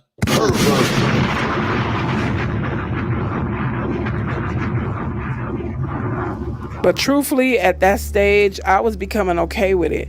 I woke up and left the bedroom where I was with Jada Pinkett, and Sean happened to be coming out of the bedroom. What? Wait a minute. I woke up and left the bedroom where I was with Jada Pinkett, and Sean happened to be coming out of the bedroom with its XX'd out and Will Smith.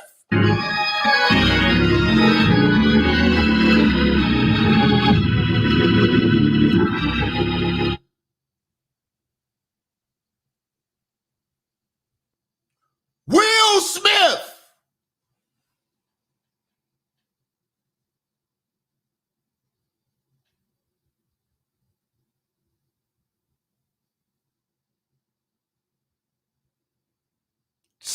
sickening. And Will Smith. Yes, XXX attended the parties from time to time. I could see him and Will kind of snuggled up on the bed together. I was grateful I wasn't asked to join in that room. I didn't really like, and the name is X'd out. Sean smiled when he saw me. Good morning. There was a third nigga that's X'd out. Here at the orgies, he wasn't very affectionate. He didn't have to pretend, but he couldn't walk straight. I knew how his ass felt literally. We had sessions playing with each other's anal cavities. I wanted to be home before Quincy woke up, so I told him I'm going to get ready. He responded, let's have a cup of coffee first. This meant he wanted to talk. I didn't know what it was about, but in situations like this, I didn't really have a choice. He was becoming more violent when he didn't get what he wanted, and I didn't really want to fight. So I sat down, but before we started talking, XXX came out of the room. Sean was wearing boxers. X was in his birthday suit. Butt naked.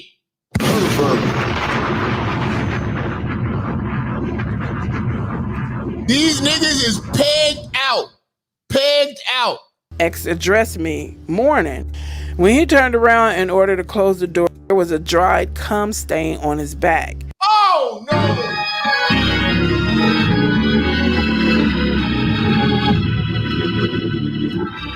Oh, just fucking disgusting! Shout out to Black Yankee, man. There's been rumblings regarding Diddy being suspect since 1997. I think Clive Davis and Quincy Jones took his boy Bussy. It was Andre Harrell. Jaguar Wright said it. It's Andre Harrell, man. X walked over, pulled a chair out to sit down next to us, and lit up a blunt. Who is this X dude? Sean stretched, smiled, and said, this East Coast, West Coast beef is more lucrative than I thought, but it's getting dangerous. X responded, surprised. Business first thing in the morning? Damn, cuz, you own it. But you know you don't got nothing to worry about. Right there. Lighting up a blunt and the damn cuz, you're on it, leads me to believe that's Snoop Dogg.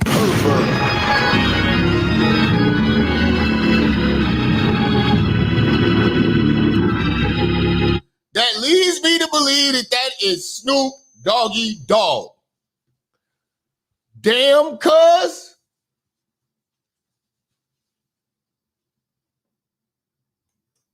You got a pass, daddy. X smiled coyly. Sean apparently has something to talk about with X as well, because he said, I can't protect everybody, especially if... And I think, and Diddy got a habit of having these nasty parties, and after the parties calling niggas daddy. Y'all remember when he called Meek Mill daddy? Let me see if I can find that, man, if I got that file up here, man. Because the church need to see this shit, man. Y'all ass. We doing research right now, man. We doing research right now, man. You know. Call this nigga daddy, man. Ain't that some broke wrist shit? Let me see. We can find that, man.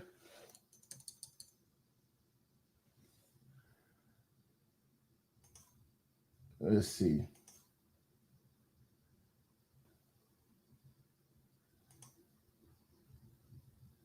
Let's see.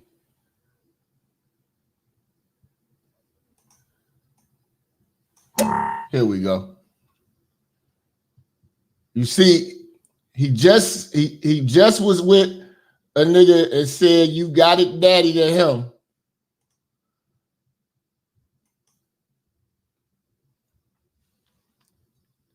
This is Meek Mill right after the freak off. Man, you doing it, man. You deserve it, daddy.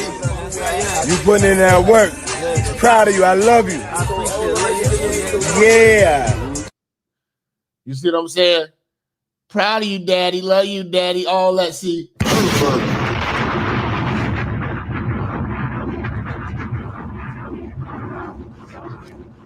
all that daddy talk is no longer going to be on my label. It was apparent X wasn't taken aback by this turn of events by his reply. Sean. Yeah, Mika had to let them cheeks cool off, man. It was hot and heavy, man, with the goddamn baby oil, nigga. Are you saying what I think you're saying? Sean continued. It's taxing on my resources to protect people. Someone that isn't 100% of my team can't be 100% of my protection. What the hell is going on here? Now, you do remember he was plotting at that table on the last video we showed y'all about killing Big because he was starting another label with Pop. You know? What does Sean want from me? This morning is turning out to be way more than I expected, and I have to go. Quincy will be looking for me. Meanwhile, X apparently wanted clarity. So to be clear, if something happened, X made quotation marks with his fingers to one of your artists that was leaving your label anyway, it would be considered he makes another set of quotation marks out of your control. Is that what you're saying? Wait a minute. Can they be talking about Biggie? Is Sean saying he won't protect Biggie? At this point, I was too young, too naive, too hung over to understand that this was not a lack of too high off coke protection. This was a hit. Where did this come from this morning? But an older, wiser me understands now what I did not comprehend all these years ago. Sean was just getting to the real reason that he had X there. The world was about to lose Biggie. X laughed. You a cold mother effer. Sean said, why the F should I protect someone that isn't gonna stick around? I made him. That nigga should be worshiping the ground I effing walk on. I was thinking Sean's ego is rearing its ugly head. And I wanted to get out of there, but instincts told me I need to tread carefully. So my next move had to be calculated. I don't really want any part of this, not even implicitly. You see, this nigga was intimidating the hell out of everybody, man. That's what that money can do, man. But I was just dragged right into the middle of it. If what was happening here ever comes out, will I be held as an accomplice? But even as those thoughts crossed my mind, I couldn't just pretend this was okay. So I said, but Sean, he hasn't left yet. They're just rumors. Are you going to let him die because of some rumors? Sean glared at me, the anger in his voice obviously stemming from hurt as he said, I know when I'm being betrayed. I'm not killing anyone, but I'm not protecting somebody that doesn't have my back. See, he knew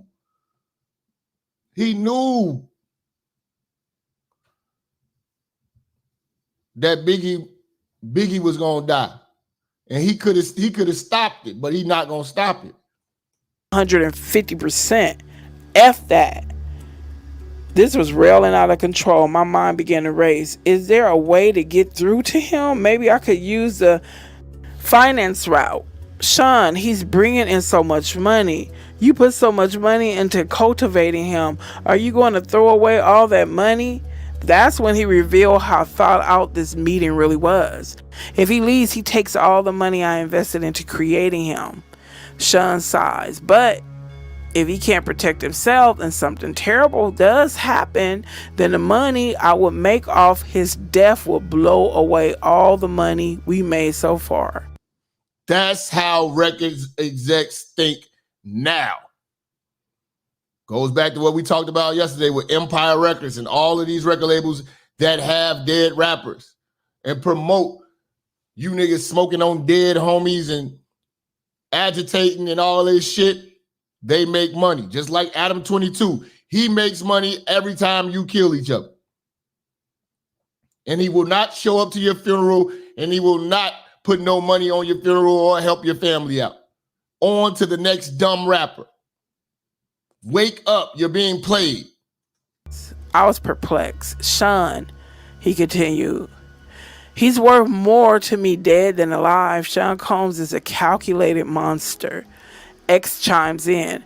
I get that, fam. A lot of people out there want Biggie dead too. Without your protection, he doesn't stand a chance in Cali. Biggie is going to die. This is crazy. I dare not say anything else about it. I think I know who X is, but I'm not going to say anything until something else, come out to confirm it. But I have an idea. I think it's Snoop Dogg. Sean smiles and stands to walk over to a safe behind a picture. There he pulls out a bag marked with X's name. He turns to X and says, that's why you're worth your weight in gold. You understand me? Here's a little something for you to take care of my people. X smiles. Sean, I love you, baby. You know I got your back. This is how these niggas talk.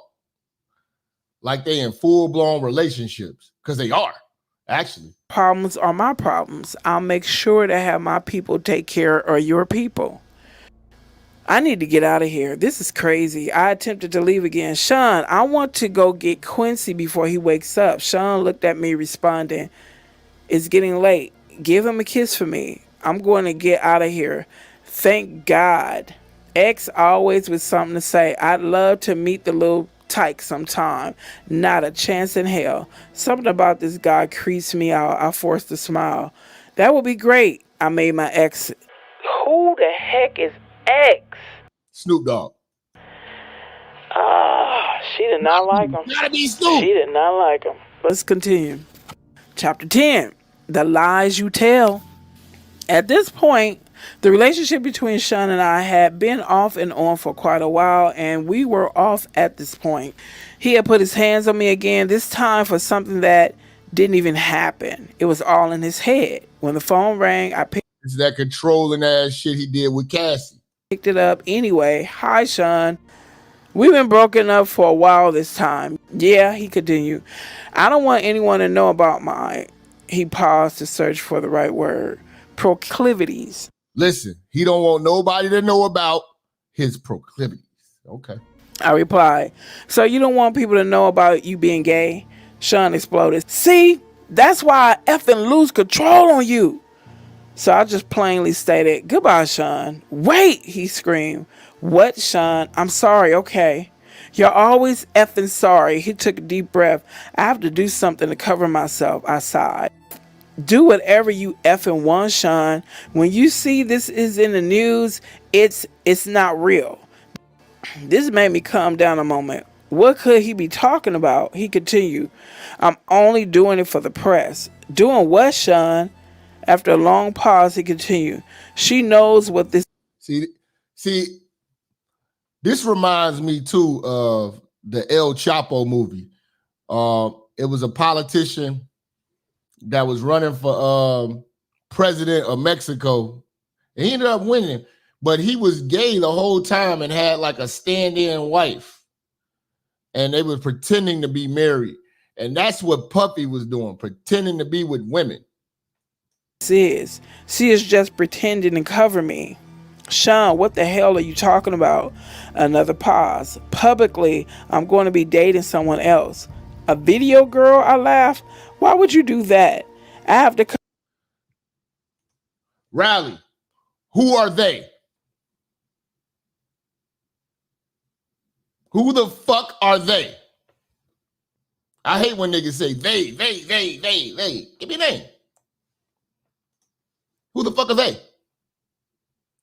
Play that Sway, the remix, P. Diddy wanting to party. Oh, man, that's crazy.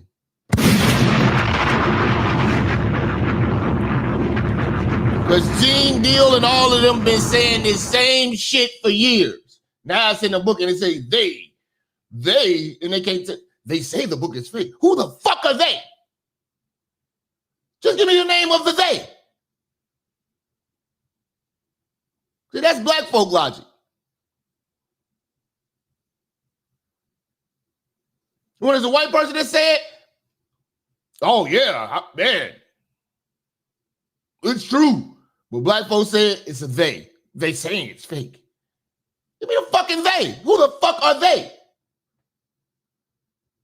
If not, shut the fuck up.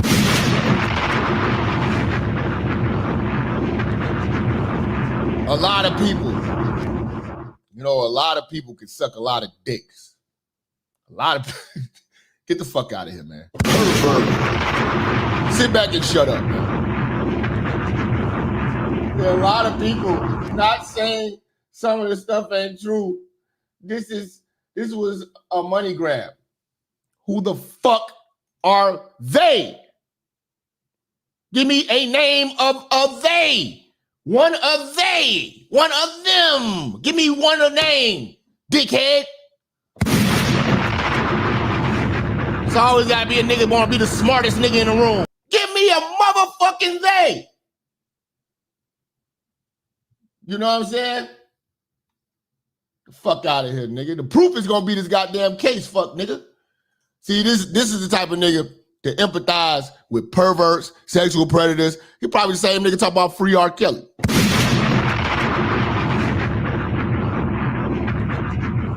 Jump off the porch, show your fucking face. I hate when niggas empathize with perverts, bro. I hate when niggas empathize with perverts. You know what I'm saying? And I told you, man, it's shit like this that's the litmus test of the real and the fake niggas. The motherfucking news saying this nigga got tapes of him doing all types of shit with men and women. And niggas like, you niggas just, you believe anything. All right, motherfucker.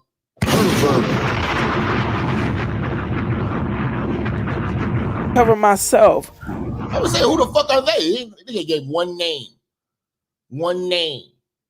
I was getting mad. I was actually angrier at myself. Who are they? Your aunties? More than at him. Why was I getting jealous? I was sitting there actually comparing myself to video vixens in my mind. They are thick, but look at my body. Did he prefer some light-skinned, big butt girls from videos? I call myself, no. I know he likes men any damn way. Ooh. So we not supposed to believe Lil Rod? The nigga who was there, who's showing pictures? Cuba Gooding Jr. trying to grope him? What is it gonna take? Do you gotta see him actually stick a dick in the ass? You probably want to see that, Riley. Probably want to see that. As I regained control, I asked, why the hell are you telling me? He sighed. I wanted you to find out for me first. Like I give a ish. He came at me with his favorite line. You know I love you. It was getting old. I could only think to myself, here we go. Love is a big, strong word. I'm tired of him throwing it around and using it when it fits his needs. He's using it while he's sitting here telling me about dating someone else. I replied, you don't hit people you love, Sean. Love doesn't hurt. He sucks. Yeah, Cat Williams said this shit. Now he's talking about, Jap, you're jumping off the porch. You believe it? What? How many more people? How many more times Cat Williams said this shit? How many more motherfuckers gotta say this shit about these damn parties and protecting booty holes? These niggas are fucking butt bandits, man. That's why they don't show their face. Fucking butt plug thugs, man. His teeth as he responded, come on. Are you serious? That shit's for children. We aren't in effing high school. Sometimes things happen. That doesn't mean I don't love you. I wouldn't hit you if I didn't. Wait. That sounded wrong. He Diddy be wanting to party. And you got to tell him no.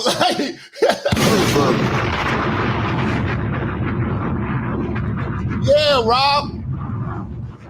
They ain't gonna believe me. Like, I used to see R. Kelly pull up at schools in real life. Yes. Kenwood. Hyde Park, nigga. I'll tell you, niggas don't believe shit unless a white person said it. Don't believe shit unless a white person said it. You said exactly what you meant. He took a breath. There was an awkward silence. The fact I was still on the phone and waiting for him to speak meant he had the power. He was more cautious as he continued. He didn't want to lose that power. Kim, no one that I don't care about can bring that kind of emotion out of me. I wanted to say, is that how you talk to dudes after using butt plugs? Oh! But there is a line I dare not cross. Instead, I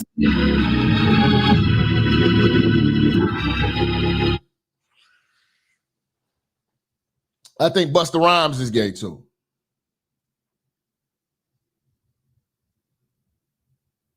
I think Busta is Busta Bus. Look at all them zesty clothes Busta Rhymes used to wear. That wasn't no Carl Kanai he was wearing back in the day. That nigga was wearing straight Rick James Prince-like dresses, nigga.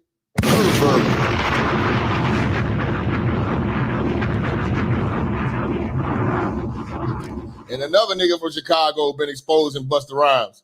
But we can't believe it because it's a black person. Gotta wait for they. Wait for they. Once they say it's true, then it becomes true. They.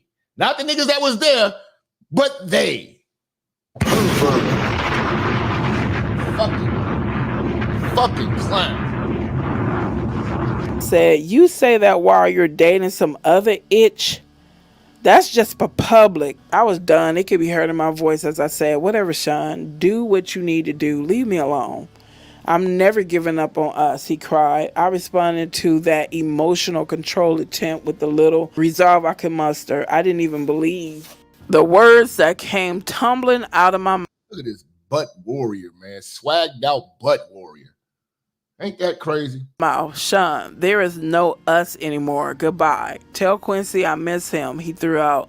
His emotional manipulation was really driving me crazy. This time I said with much more conviction, goodbye, Sean. I hung up. Manipulative bastard.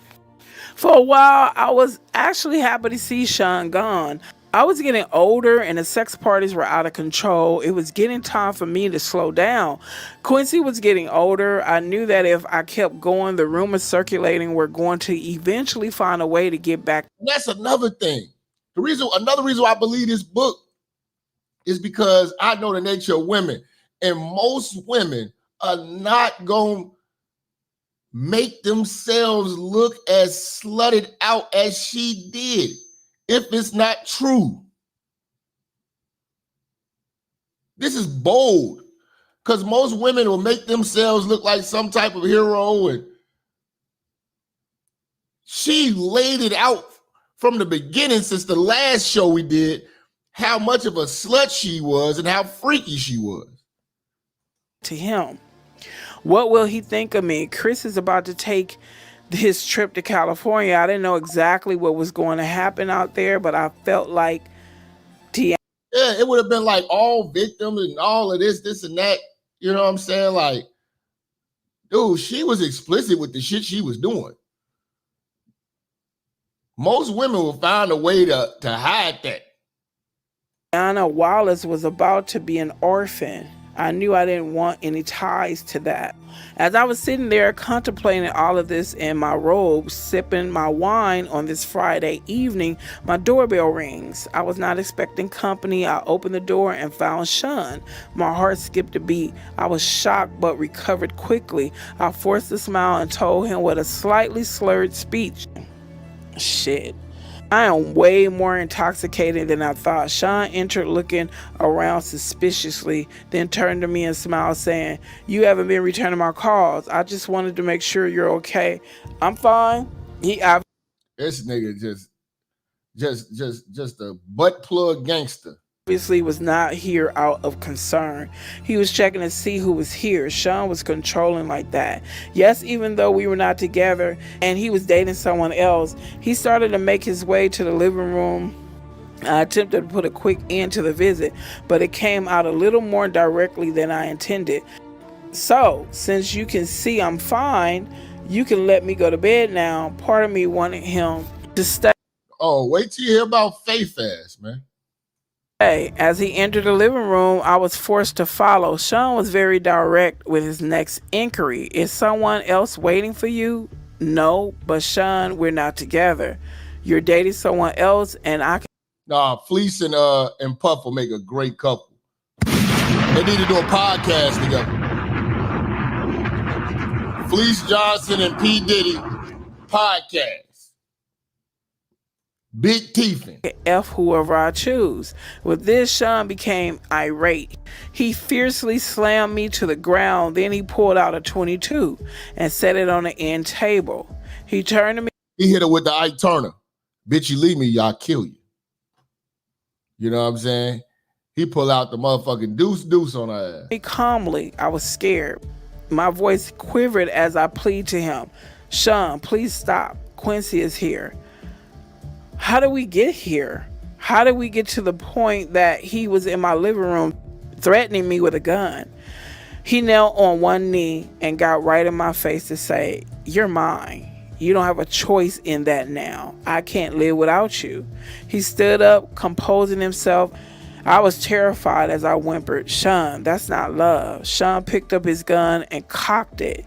He looked at me almost thoughtfully and asked, that's crazy. Have you ever heard, if I can't have you, no one can?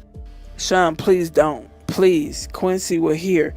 Sean smiled and put the gun away, saying, oh, this is just for dramatic effect. I would never shoot you. If I was going to kill you, no one would trace it to me. You know how many people I've had to take care of over the years?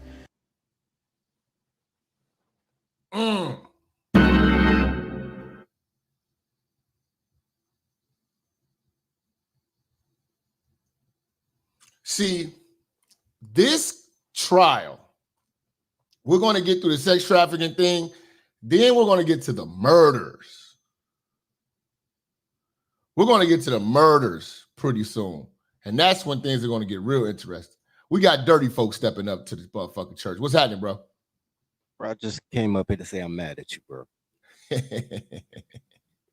You messed up my teen years, bro. Man, I'm fucked up about this shit.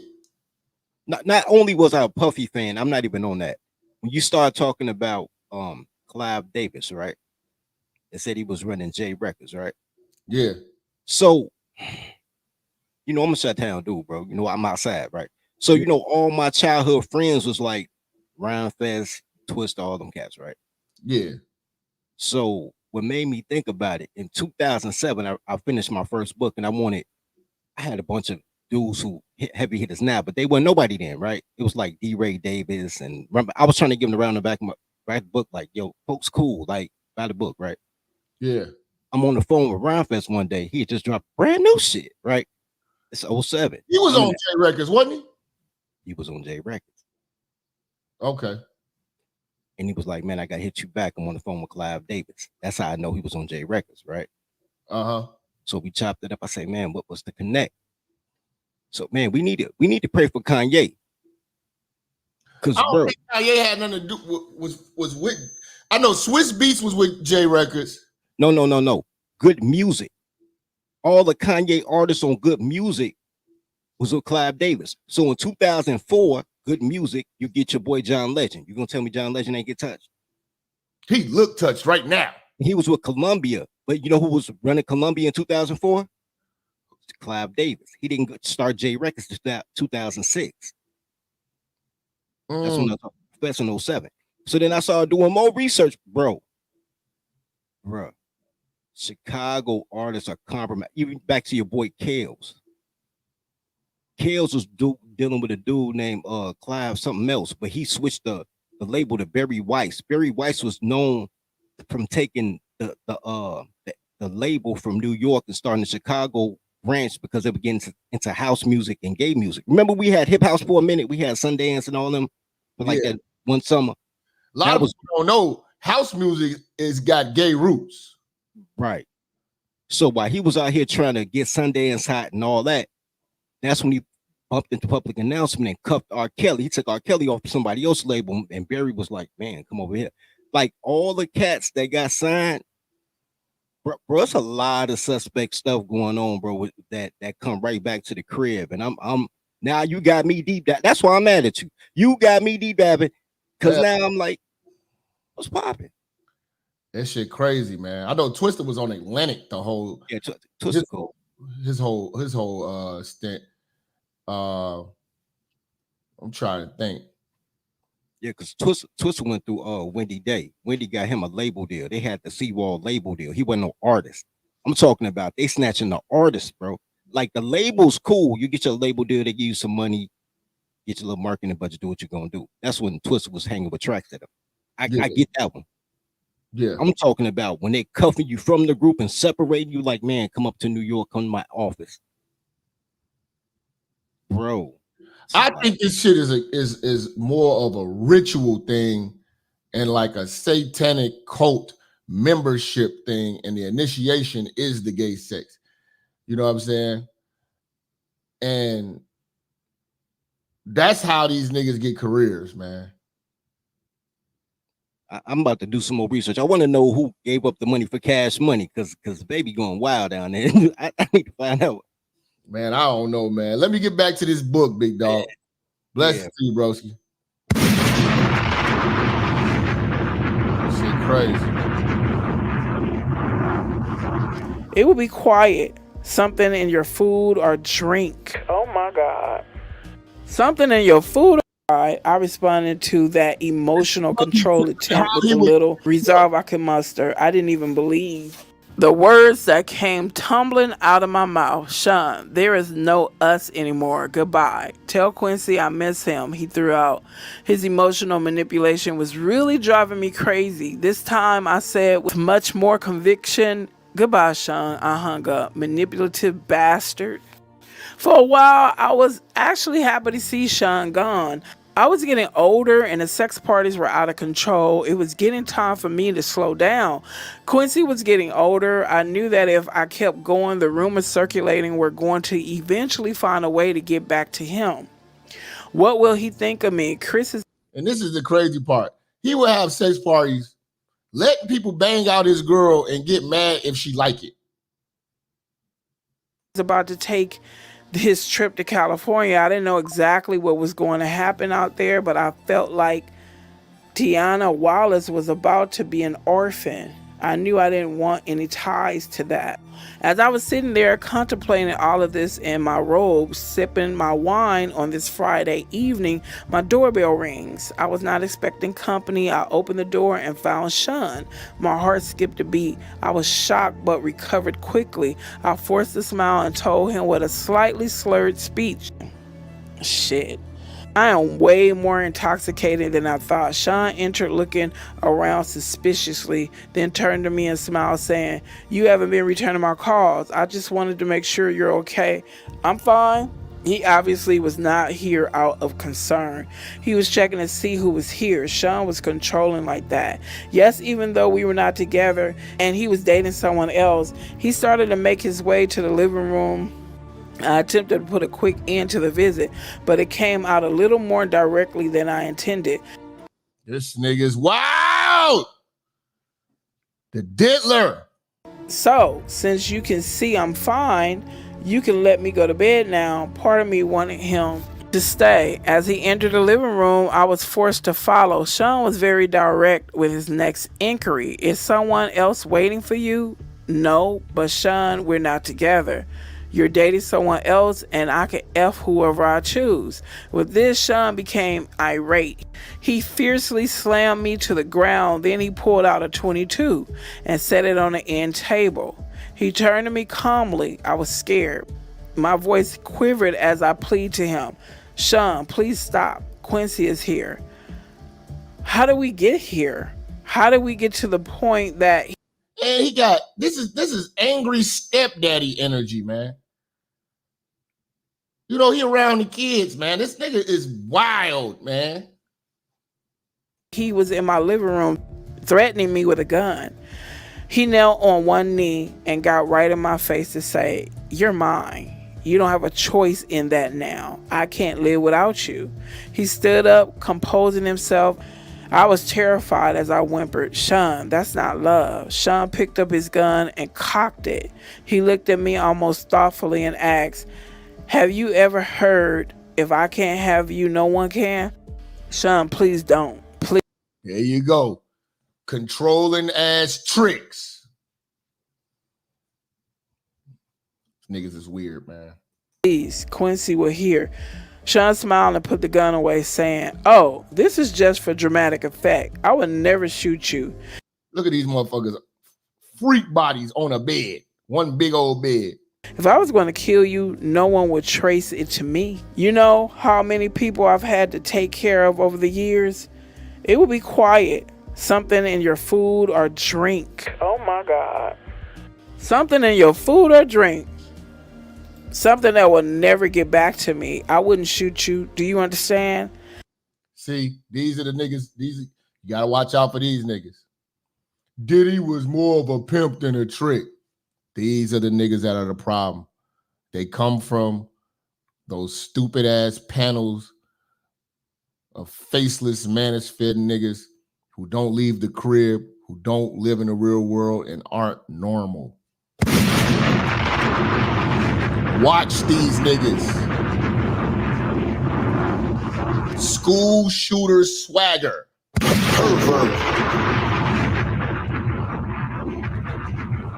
Ain't shit this nigga doing pimpish. It's sick and perverted. You watch these guys. Pervert.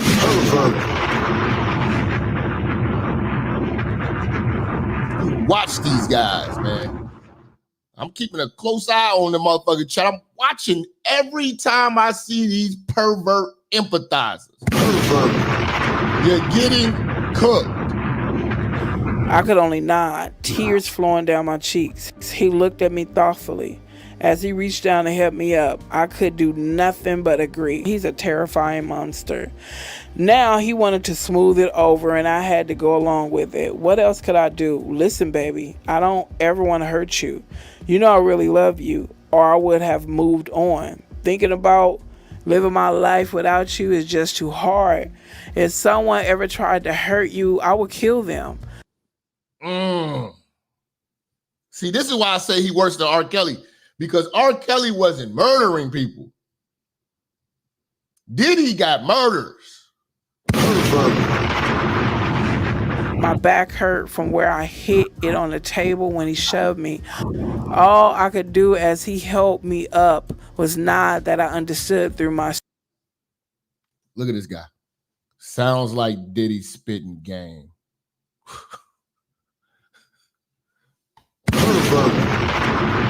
Who raises these guys, man? Oh, I'm glad we TBAS. I'm glad we church. These niggas got that pegged out swag. These niggas are moist. That sounds like game. Pulling out a gun on a bitch. These niggas is fucking clowns, man. What the fuck is wrong with these niggas? Who groomed these niggas? These niggas really, that's why they hide their face. Because these niggas are weird. They're moist as hell. They're weird. I feel the rain.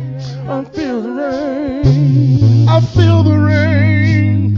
I feel the rain. I feel the rain. I feel the rain. It's raining all over me.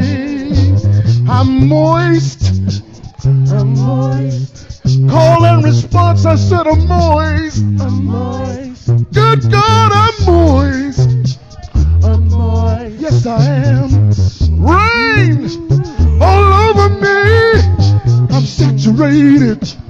I'm saturated. I'm saturated. I'm saturated. I'm saturated. I'm saturated. Yes, I am. I'm saturated. Yes, I am. Moist butt plugged up.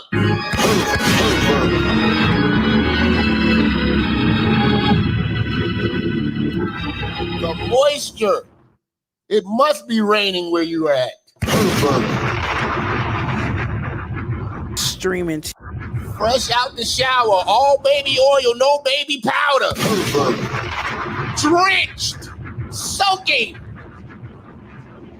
Saturated ass niggas. Tears, which he wiped. He looked toward Quincy's room. Let me say goodbye. No, Sean, please.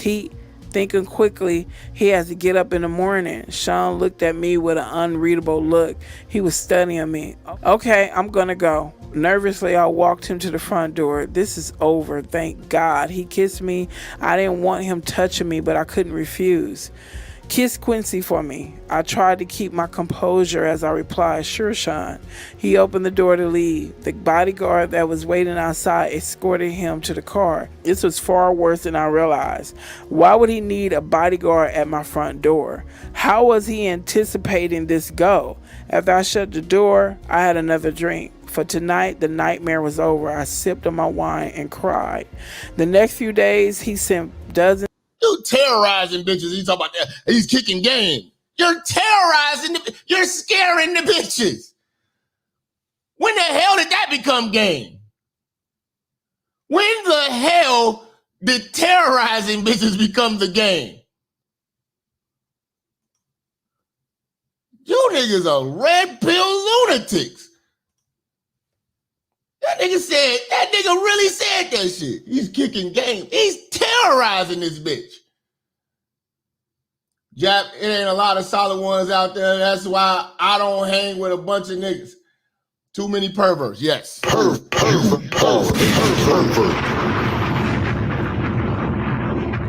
This nigga is terrorizing bitches. The niggas said that's the game. Damn, that is not the game. You are not to terrorize bitches.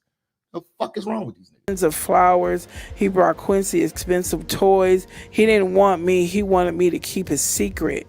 I'm trapped.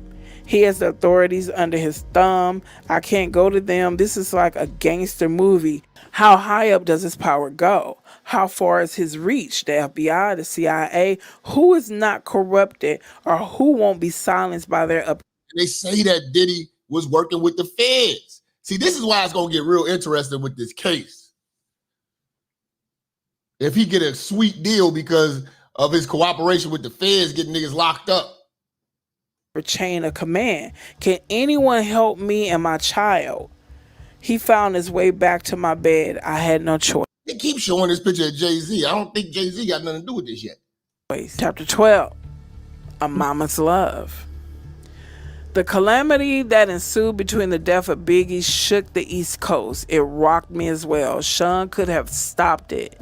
He was complicit in it. He was a contributor. He knew it was going to happen and didn't stop it. This was his friend. No, they were not nearly as close as Sean would have the public believed. You say he was being funny? Hold on. He was being funny because you a game nigga, Jap. We trick niggas. Ain't shit funny, man. Hey, you want hit the link. You wanna come crack a joke. Show your face. You want to be funny. Show that face. But still, as far as Sean was concerned, we were great. To the public, we were just having the off and on relationship of a normal couple. Ain't shit funny about these damn perverts. And I probably just seemed like a money-hungry hoe. But the truth is, I just got used to not having a choice. Today, I recognized it for what it was. Stockholm Syndrome. I was at his beck and call and had become comfortable with it. Quincy had everything he could ever want, with the exception, of course, of a normal parental figure. That is why this chapter is so powerful for me. A mother's love is so real. One night, I see, this is what I'll be saying. Black women and these single mothers, they bring these predators and these fucking sick weirdos around their children. They keep their kids in danger. This is all his mother's doing because she wanted to have a lifestyle that she didn't earn. If women start earning their own goddamn lifestyle, they wouldn't compromise and have their kids in fucking danger. Women do this shit all the time, be with drug dealers, be with criminals, you know what I'm saying? Or be around sexual predators, you know what I'm saying? For their own satisfaction at expense of the kids. I'm talking about you mother's love now. You should have took your kid and moved out of sight, out of town, out of mind. You wanted this life. This is what come with it. Bottles of baby oil found rumored. to be GHB. Oh.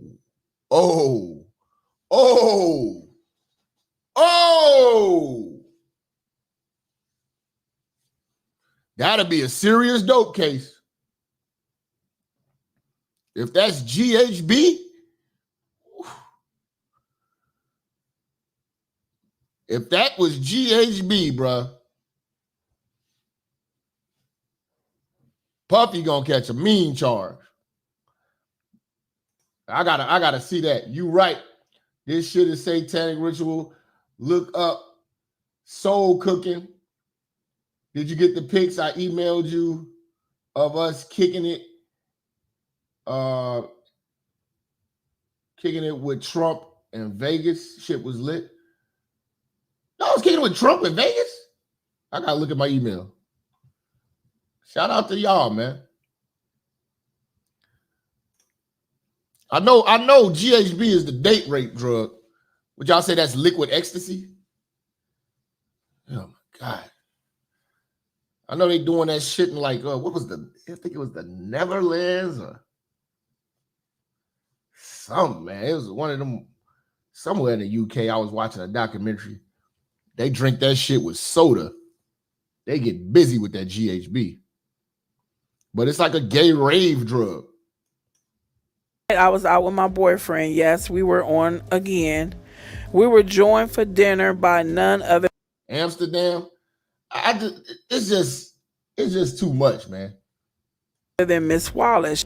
Sean looked over as security allowed Miss Wallace to approach the table and sit. Miss Wallace spoke with a smile. Hello, Sean. Hi, Kim. I smiled the best I could with the situation. He's sitting down with Biggie Mama. Listen to what he tell Biggie Mama. And he did his homeboy Wolf dirty, who got killed by BMF. He did his homeboy Wolf dirty because his mama wanted to get the money that Puffy owed him, and Puffy never gave his mama that money. For all intents and purposes, she is sitting with her son's killer. I hope my voice didn't betray my feelings as I say. Yeah, it was $300K. He wanted his money so he can go start a club, and Puffy ain't want to give him what he owed him. You know, when he died, his mother tried to get that money, and Puffy played her. Hi, Miss Wallace. Sean smiled also as he said, hello, Miss Wallace. What can I do for you? When I got your call, it sounded urgent. He was able to appear as if he was smiling warmly. This was the creepiest situation of my life. She looked at Sean with pleading eyes. I know this isn't your problem, but things have gotten kind of hard. I was hoping that you could send some of that money Chris made with you this way. Sean shook his head. That's not something I can just do. There are attorneys and accountants. Can I maybe help you out with a little something to get you past the hump?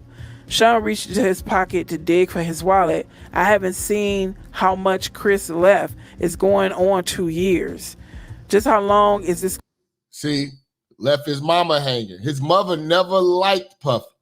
Going to take? Sean sighed as he replied, these things are difficult, Miss Wallace. I don't know. The attorneys don't make this easy. Miss Wallace pushed further. I don't understand what's so difficult. He worked for you. He made his money. Where is it? Sean shook his head as if saddened by what he was saying as he continued. It's not like I can just give you his money. You're entitled to certain amounts, and they are just trying to figure out what that amount is. I don't mean to sound cruel, but it wouldn't be fair to me to just give you tons of money. You got rich off my son, and now you're keeping all of his money? Sean kept his cool as a Yep. That's the work of the devil. That's the music industry. replied, I'm afraid business isn't that cut and dry, Miss Wallace. I pay for publishing, publicity. I mean, in all actuality, if I'm going to be straight. How you pay for publishing? When you sign a deal with them, they take half your publishing already. So you got 50%. Then you got to do a deal with another publishing company so they can go find your fucking money. So you might get a fourth. He was raping them. And I think Big sold all his publishing for another $200,000. So he had all the publishing. And whoever was the admin of the publishing, he probably did another deal like a 90-10 split with a publishing company as an admin and was just recouping all his money. Forward, Miss Wallace, Chris probably owed me money. I won't know until it's all worked out. The anger in Miss Wallace's voice barely overshadowed the pain, or perhaps it magnified it as she uttered the only words she could muster. You bastard. Sean didn't flinch. He just said, look at the contract. I'm honestly trying to get him as much as possible out of it. But I have investors. I can't just take money that doesn't belong to him and start giving it away. Miss Wallace exploded in response.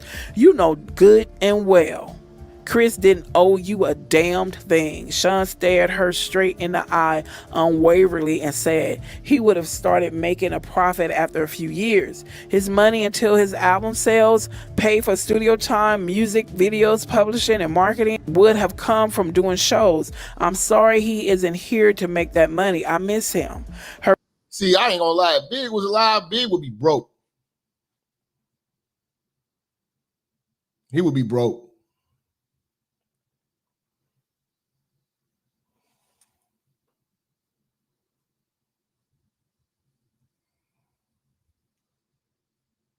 The industry would have ate him alive. He'd have been broke. Her response was deadpan. Did you kill my son? Momentarily, Sean was stung into silence. She asked him again, her voice quivering. Did you? He started. Miss Wallace. She would not be redirected. Answer the question. I was not used.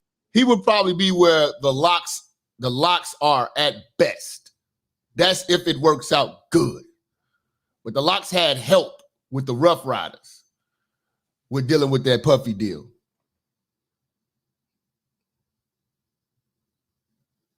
But Big would have been fucked over.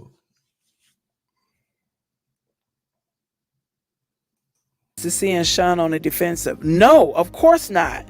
She looked at him with spite, the anger in her voice enough to send shivers up my spine as she replied with a menace only a mother can. I don't believe you, Sean. Sean. And the only reason why he let the locks go with their publisher because he didn't believe in it.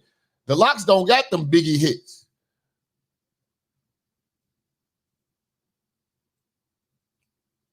The locks do not have those Biggie hits that was coming from Bad Boy.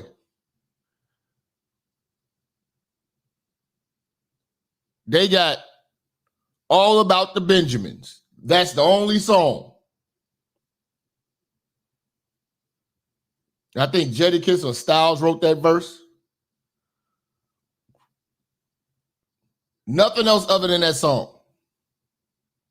Looked at her with a sadness that I knew in my soul to be fake. Although looking at him without context, anyone would believe him. All their hits came from when they was with Rough Riders. And they still was giving up publishing to Bad Boy for that shit.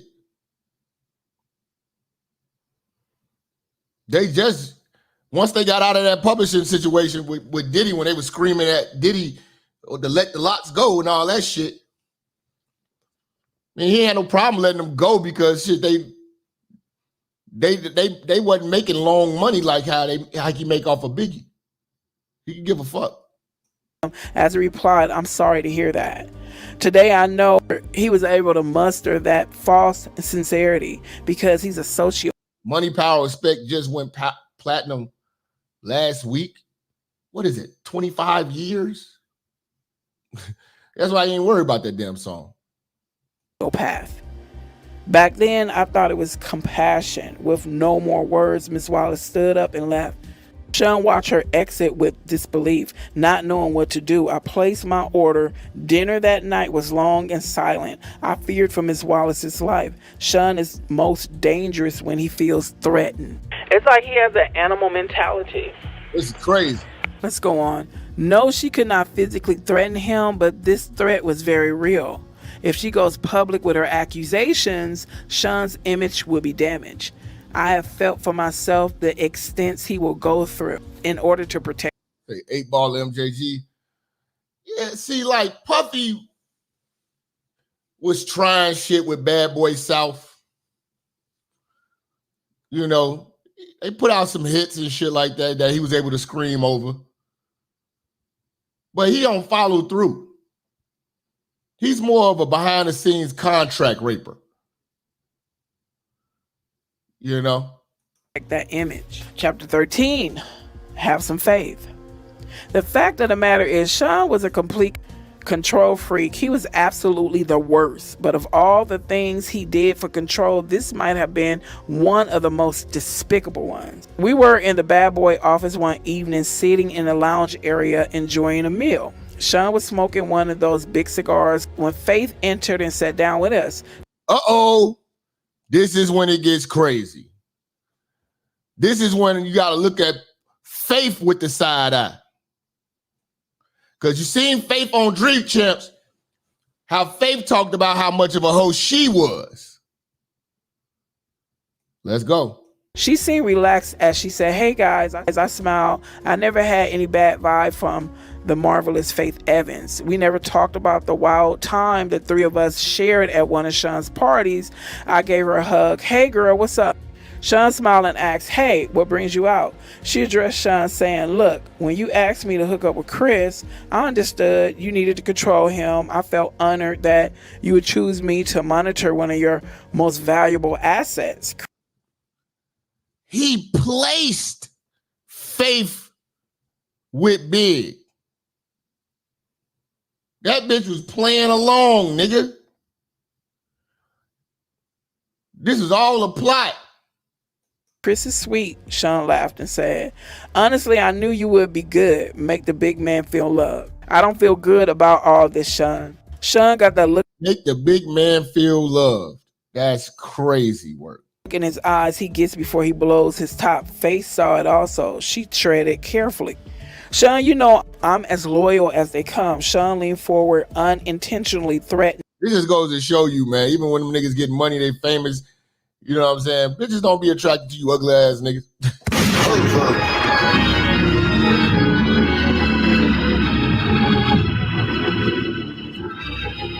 And said in a low tone, "Yeah. But Sean, Chris and I had a child together." Sean leaned back. He let out a deep breath. "I'm going to take care of you. You're not like Chris. You're loyal." Faith had a tear in her eye as she... They're not like Chris, which is Biggie, Christopher Wallace. You're loyal. All of this is because Biggie want to leave and start his own label. See how black men do each other? This is the dirty game we in right now, man. Biggest enemy wasn't no white man with Biggie. It was black men. It was a black man. A black bussy.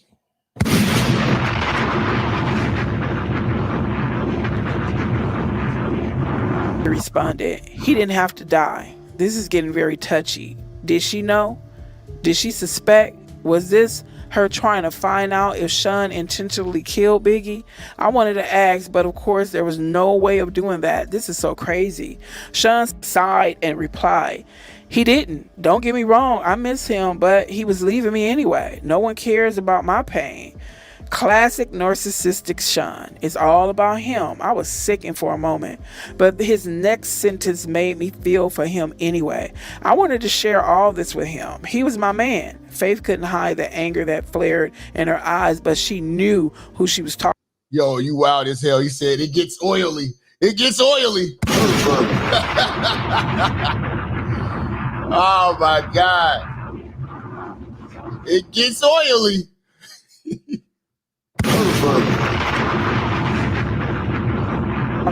She was careful as she spoke. "Sean, you have friends you share things with." Sean sat forward again, and this time with malicious intention as he queried, "What the F is that supposed to mean?" "Chris had no one, only you." Sean lost it. "That fat F and that other piece of ish I had, you F?" I interjected while in shock. God damn.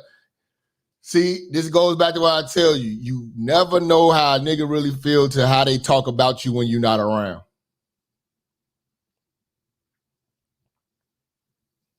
That's the ultimate betrayal of friendship.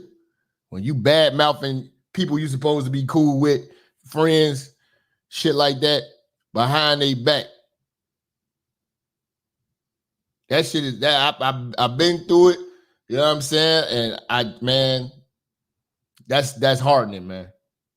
You be like, damn, that's what niggas be on, and them niggas are smiling in your face. Doc, you had her F Pac? Sean glared at me as he answered, yes, F and Pac.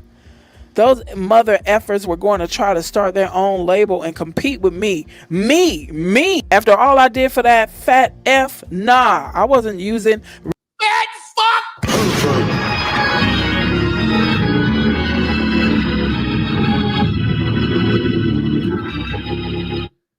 So he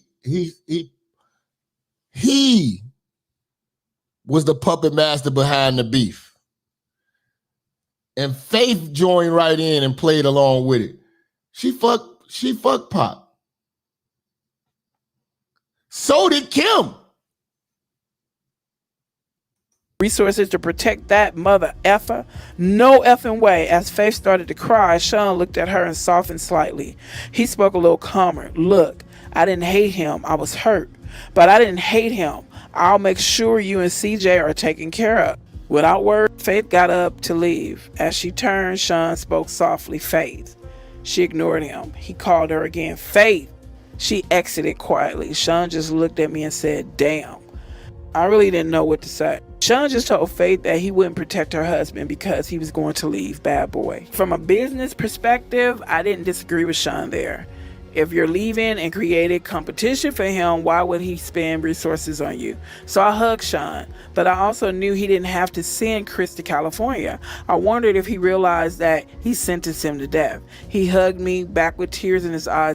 He did. He definitely did. And asked, how the F am I the bad guy, huh? I effing do nothing but bust my ass to make everyone live comfortable. Oh, you bust your ass all right, Diddy.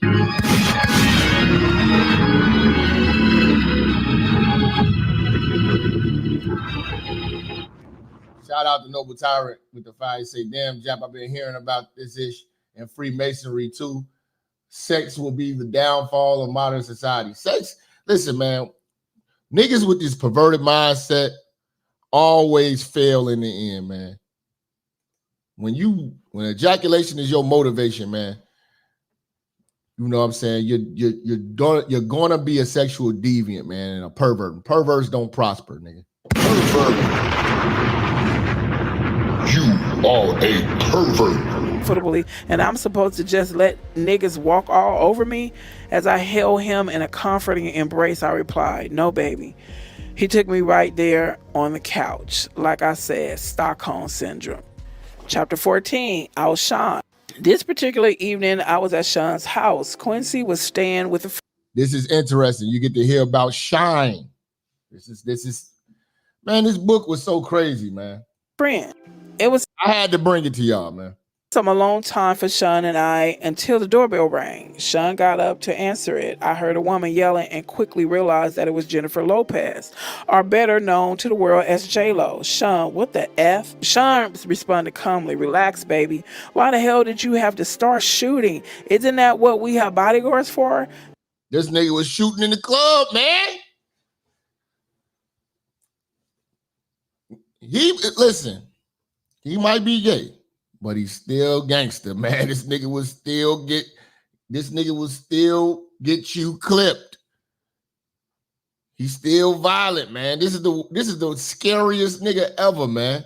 He's a snitch, he's a punk, and a murderer, and a backstabber. Like, this nigga is all he got, and he's a dope fiend. This is the ultimate killer. Like, god damn. Normally when these kinds of situations arise, I remain quiet and just listen. I play my position, you could say, but I wasn't paying attention to the news for the last day or so. And even though it would be the only thing anyone would talk to me about for months, no one had spoken to me about it yet. So I entered the foyer asking, what's going on? Jennifer exploded at me. What's going on? What's going on? This nigga shot up the damn club. My jaw dropped looking back and forth between the two. Sean spoke soothingly. Nigga just shooting up the club. And Sean phony as hell. Still kicking it with this backstabbing crown. Jen, you gotta calm down. Jennifer was having none of it. She continued, calm down, calm down. You shot a bunch of innocent people, Sean. Sean placed his hand on her forearm. It's a bonding technique. He was shrewd in handling her. He does this to me too. Even if you know what's happening, it works. It's an intimate contact without being personal. He was aiming to disarm her. This did not seem to immediately sway Jennifer as she continued. Why in the hell do you think Biggie's replacement will take the fall for you? Biggie's replacement? Wait, could she be talking about? Biggie's replacement was Shine.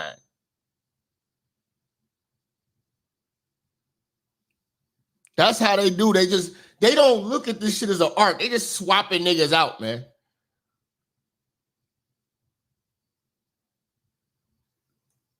Oh, I had to know. Are you talking about Shine? Jennifer didn't even look at me as she responded, yes, effing Shine.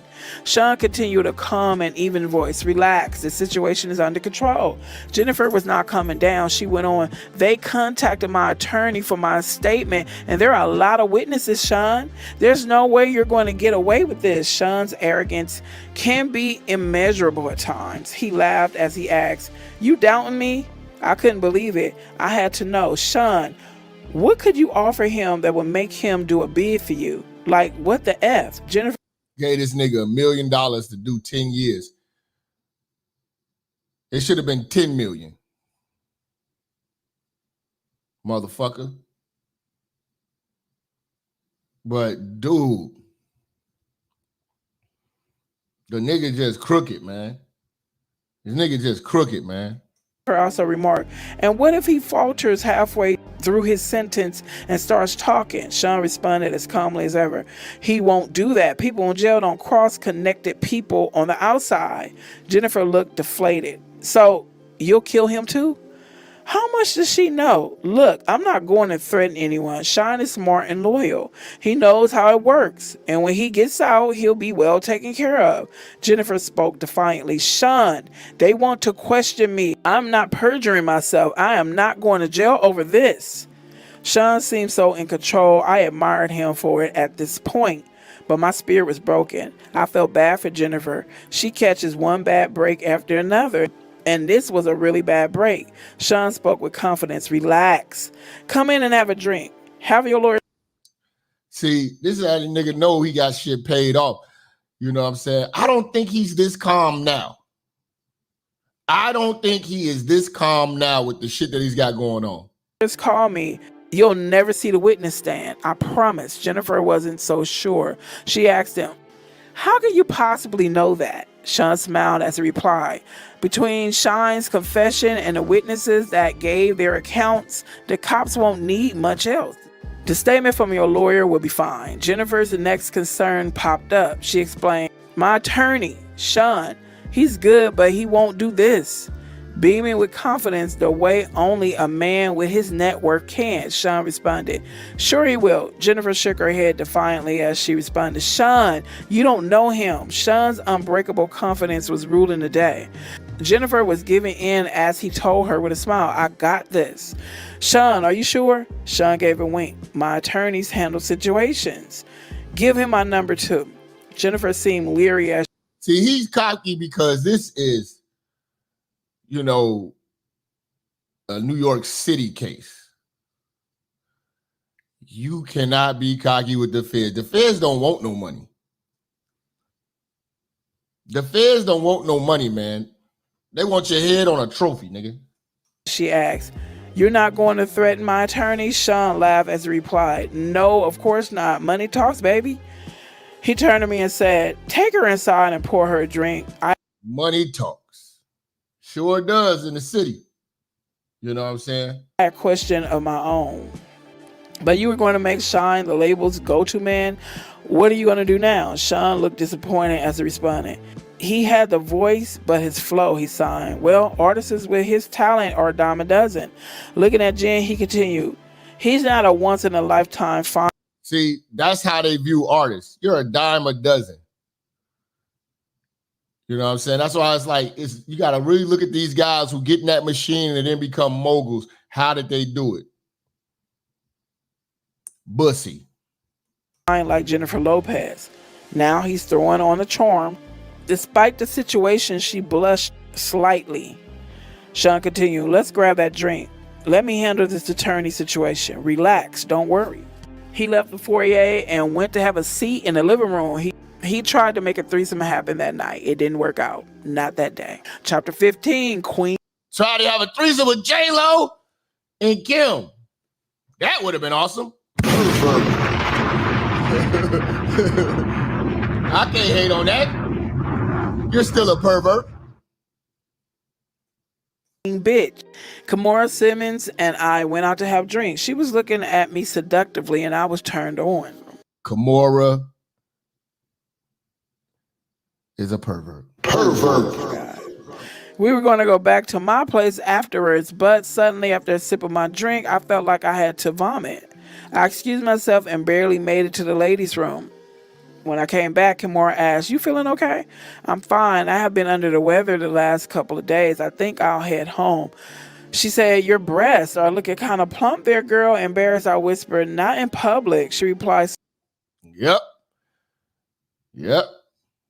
Let's see what the news is, y'all. simply, are you pregnant? I was taken completely aback. Why the hell would you say that?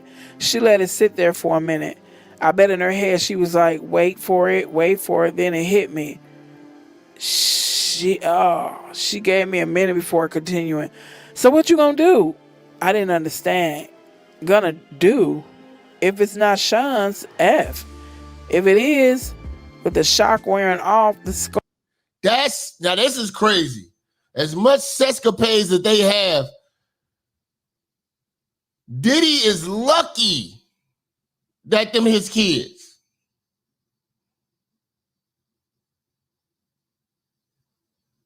Lucky. You letting everybody smash your damn girl. Hope of the situation began to take hold. I responded, I better get a test. She looked at me with pity. Damn, girl, good luck. After what he did to Chris, I wouldn't want to be in your shoes. The desire that was in her eyes before I got sick was all but gone. As I began to stand, I realized what she said to me and I paused. Yeah, freak off babies. Nigga. Diddy got lucky. That baby could have been anybody's. She looked at me flatly and said, ain't nobody stupid, girl. I didn't know what to say. The question still lingered in my... Nah, them twins are his. And that Christian is definitely his child. Justin, I don't think so. Quincy's a definite no. Those other two girls, those are by other women. But the twins, the motherfucking twins look just like him. And his son, shit, that motherfucker look just like his ass. My mind, despite everything I knew, did Puffy intentionally kill Chris? She brought me back to the moment by saying go, not knowing what else to say, but knowing I had to deal with my situation right now. I replied, I'll hit you up. She sighed and simply repeated, good luck. So, everybody knew that Diddy had something. And they say that Justin is Wolf's baby, his former bodyguard who died. And that boy looked just like him. And I think it is because Puffy don't have no problem adopting other people's kids. He don't have no problem doing that shit. To do with taking Notorious out. Okay. You see the games, this world. Okay, let's go on. Chapter 16, Christian. The next day I was sitting on my couch deep in thought when my doorbell rang. I went to let Sean in. This is going to be scary. We made our way back to the living room and we sat down. Quincy was asleep. Sean seemed legitimately concerned. What's so urgent? I didn't know what else to do. I just blurted it out. I'm pregnant. The air in the room was so thick as J-Lo. He was quiet. What is he thinking? she tell him that she's pregnant in front of his new bitch. Ain't that crazy? This is Hollywood. This is wild. He asked the obvious question. They have got to make a movie out of this shit. Are you sure? I spoke rapidly. I was on a pill. I'll get rid of it. I'm sorry. I just wanted you to know. That's wonderful. This is great. I was so confused. Huh? You're not mad? He laughed. Mad? No. Why would I be mad at this wonderful news? I'm going to be a dad with the woman I love bearing my child. What could possibly be better? He jumped right on the phone and called one of his besties. I could hear Will Smith congratulating him. Sean said, yeah, definitely. Calling Will Smith pussy ass niggas. This is Definitely, hold on, Kim, baby. I was still in awe of the fact that he didn't get angry. And yes, I will admit, I was sure he was going to hit me. So it was with relief when I replied, yes. He told me excitedly, we got to have a party. What do you think the name of this gay cult is? These motherfuckers are in, man. We got to start doing some research and find out what is this cult. Because this is ritualistic to me. I see this as being ritualistic, man. His excitement was contagious. I was getting really excited too. Yes, a gender reveal. And he cut me off. Yes, of course, we're doing all of that, but everyone is going to want to sleep with you right before you give birth. My heart sank in my chest. Everybody gonna want to sleep with you before you give birth. Listen to this. This is the sick mind of Puff. We made our way back to the living room and we sat down. Quincy was asleep. Sean seemed legitimately concerned. What's so urgent? I didn't know what else to do. I just blurted it out. I'm pregnant. The air in the room was so thick as J-Lo. He was quiet. What is he thinking? He asked the obvious question. Are you sure? I spoke rapidly. I was on a pill. I'll get rid of it. I'm sorry. I just wanted you to know. That's wonderful. This is great. I was so confused. Huh? You're not mad? He laughed. Mad? No. Why would I be mad at this wonderful news? I'm going to be a dad with the woman I love bearing my child. What could possibly be better? He jumped right on the phone and called one of his besties. I could hear Will. Any nigga who got a bestie, you gay.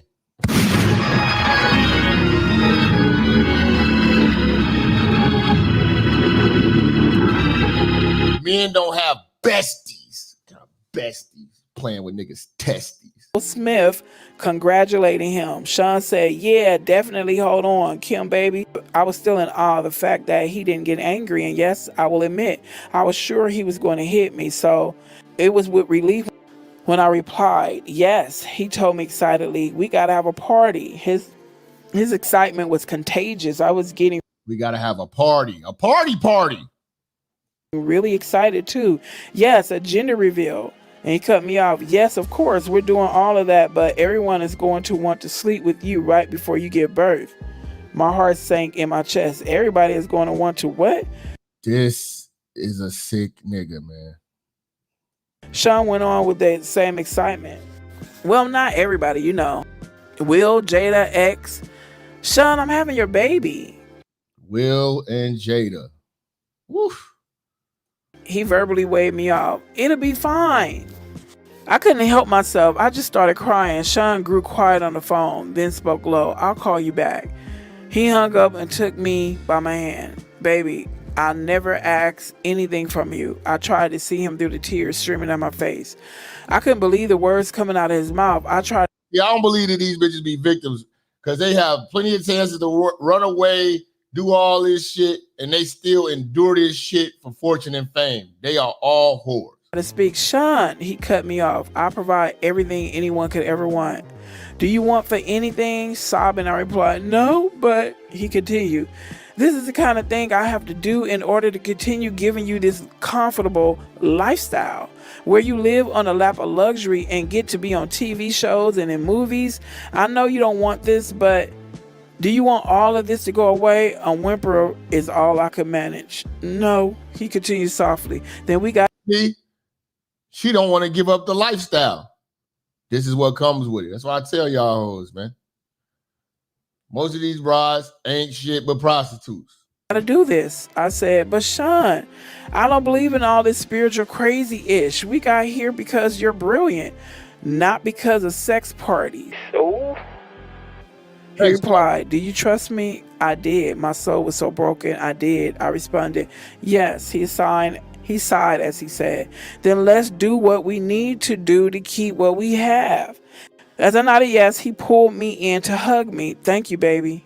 We are going to have a beautiful baby." He ordered me some food that night. I cried myself to sleep. I was going to be gang bang at 9 months pregnant.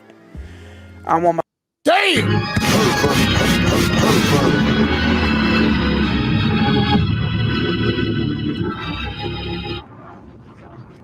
This is why this book is believable, because it's making Kim Porter look equally as fucked up as Puffy.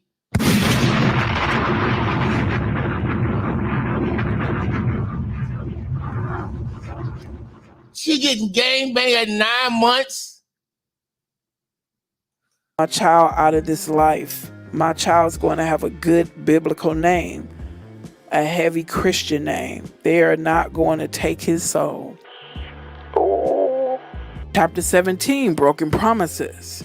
I don't know how this managed to stay out of the... This nigga's sick.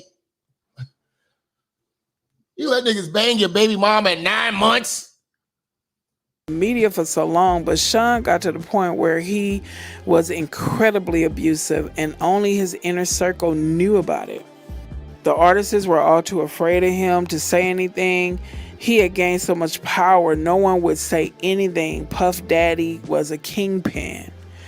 This Monday morning, Quincy was in school and our son Christian was with the nanny, and I still had to make a living. I still loved the camera and had just been cast for a new movie. Sean was going over to celebrate with me, just the two of us. I was in the bathroom when he came in. We were supposed to go out for dinner, but he was in a foul mood. Sean yelled, "What the F?" I would have to walk on eggshells as I came out of the bathroom, but I found him holding flowers, so I smiled. "You brought me flowers," Sean yelled. "No." "So who the F are they from?" Uh-oh. She got flowers from another nigga. This is when it gets crazy. I was bewildered and told him honestly, I don't know, probably just a fan. He threw the attached card at me. I picked it up to read it. Sean, he slapped me so hard I hit the ground. Sean, backhand. Shut the fuck up. Bitch, I wish you would. Yeah, who the F were you with the other night? I looked down at the card that was lying on the ground next to me and it read, "The other night was amazing. We must do it again." Ish, I tried to explain. Sean, he threw the flowers at me. "That's not how this works. You have my child. You don't touch anyone unless I allow it." I yelled back, "It was just coffee with the producer. It was nothing." He glared at me and asked, "Who the F is this producer?" So I think that producer was Shakur Stewart. You know what I'm saying? This is it. He running game. He's running good game. Yeah, terrorizing bitches is game, right? You fucking clowns. I was trying desperately to calm him down as I responded, "From the movie, babe, calm down." He picked up my coffee mug and slammed it against the wall. Coffee flew everywhere as he yelled, "Who the F this nigga think he is? Sean, he's just some producer. We talked about the role and me maybe starring in another movie that he wants to produce. I swear that's it, Sean." Sean exploded even more. "He wants to put the move on my effing family," at the top of his lungs. "My effing family?" He flipped the table over, breaking it. It was a heavy table, but Sean is stronger than he looks. I pleaded with him. "Sean, please." He yelled at me. "What?" You got that bussy rage. Christian's head got more dense than a golf ball. 9-month gangbang. Woo! You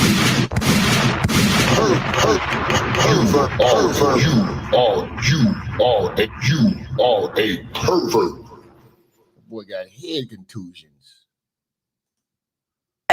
I tried my best to calm him down. He probably didn't know. It didn't come up. "You're publicly dating someone else." So he screamed at me and it somehow seemed even more intense. "So you didn't tell him back off?" "Son, I didn't." And then out of nowhere, he hit me with a chair. I don't remember anything after that until I woke up in the hospital. He hitting holes with chairs. Puffy is not playing. This nigga's wow. I see why they didn't give him bail. Hospital room. My arm was in a cast hanging from a sling. My face hurt. My eyebrow was in intense pain. Now, Gene Deal talks about this argument on how she got hospitalized. You know what I'm saying? As was my lip. As I came to, the first face I saw was the man that put me here. Sean asked me with concern in his voice, "How are you feeling?" I responded, "Stay away from me. I'm sorry. I don't know what came over me. Save it for the lawyers. Stay away from me." We were in a private hospital room and no one would hear me. I could scream like my life depended on it, but it wouldn't matter. If I did ring for assistance, I wouldn't get any. He kept going.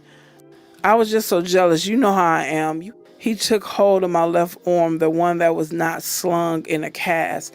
"You have our beautiful son, our family." It's just, at that point, I had enough.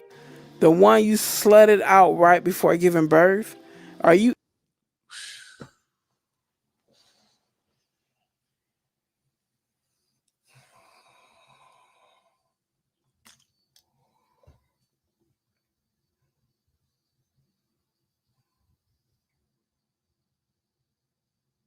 These niggas are perverts, man. This is insanity. You slut out right before birth? Effing shitting me? Stay away from me. Don't come near me or my kids. He continued to plead, "I'm sorry, baby, I promise." And I swear I've heard this song one too many times. I spoke through gritted teeth. "If you come near me or my kids again, I'm calling the cops." A flash of anger returned. "You would use my kid to threaten me?" But then he caught himself. "I understand you're angry." I glared at him as I cut him off. "I'm serious, Sean." He spoke blandly with no energy. "And tell them what? That you had a car accident? They'll pity you. That you hit your head?" He was going to make me look crazy. They were going to believe him. He was a kingpin. "You're an effing bastard." Sean spent the next 6 months helping me heal and working his way back into my life and into my bed. I was so damn stupid, and of course, as most of you bitches are.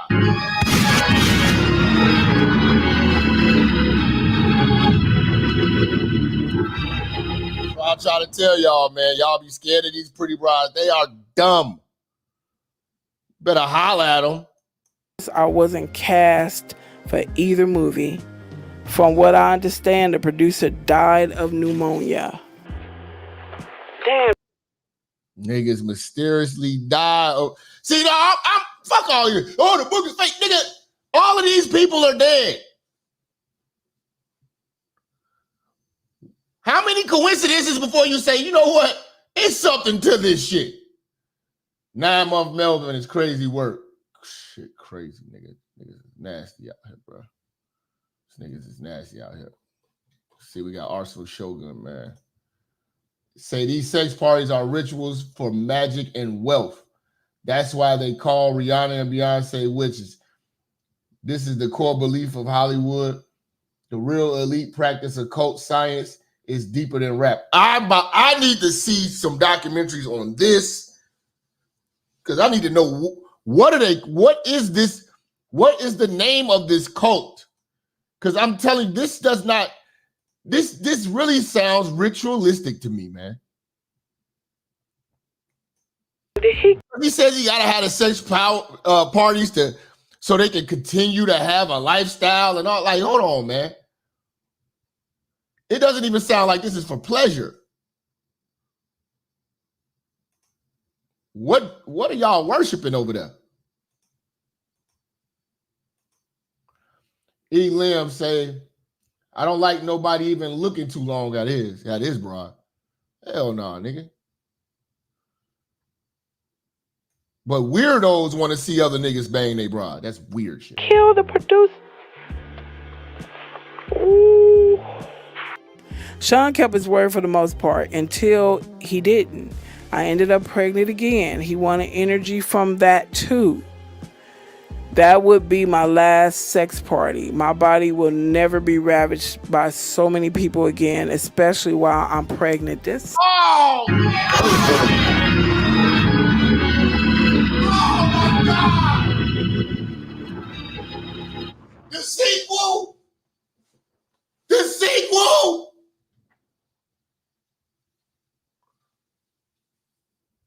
Oh man, bruh. Her situation is wild. This a wild bitch. That would be my last sex party. My body will never be ravaged by so many people again, especially while I'm pregnant. This.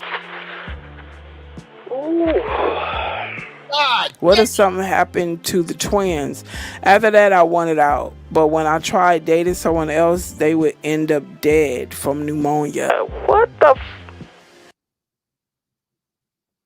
So now it's a coincidence that Shakira Stewart died from pneumonia and now she died from pneumonia. I knew Sean was behind it. This was not a coincidence. He gets jealous of a guy and they die of pneumonia. I could be next if... Oh my... So... Didn't she have some kind of pneumonia? It is crazy, man. Let's continue. If I'm going to get out of this alive, I'm going to have to do something to make him stay away from me. I had a plan, but it was dangerous. Sean has a vault where he keeps videotapes of all his conquests. I started sleeping with him again. After he falls asleep, he was starting to drink heavily. I would get into the vault and get a couple of tapes, take them home, make copies, and swap them for the next set of tapes a few days. Yep. Sickos. And one thing, if you listen to what the cops say, they always say these serial perverts, they love their tapes of their work more than the people that they hurt.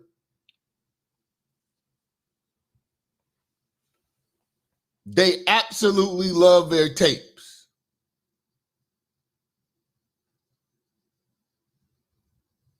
They get off on these tapes.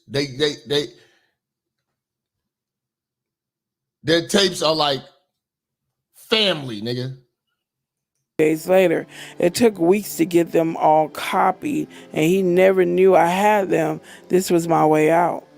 Some of the tapes had things I would have never expected. The gay parties are one thing, but the young boys like Usher, Lil Bow Wow, Justin Bieber.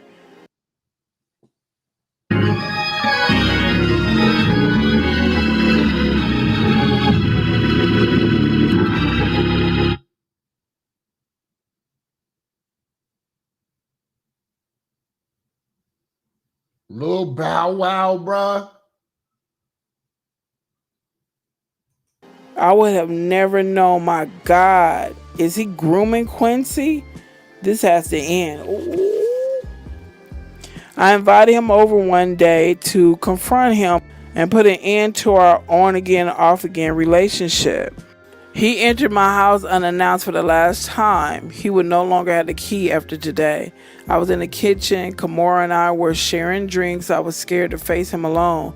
Sean entered smiling. "What's up, Kimmy?" "Hey, Mora."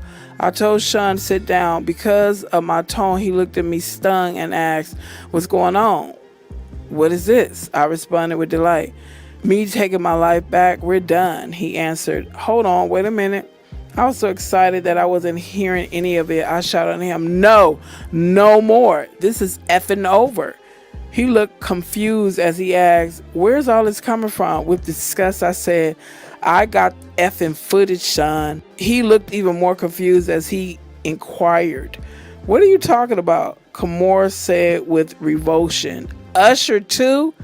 Sean said, "Wait, what the F is going on?" Sean stood aggressively and Kimora responded, "Don't make me call the cops."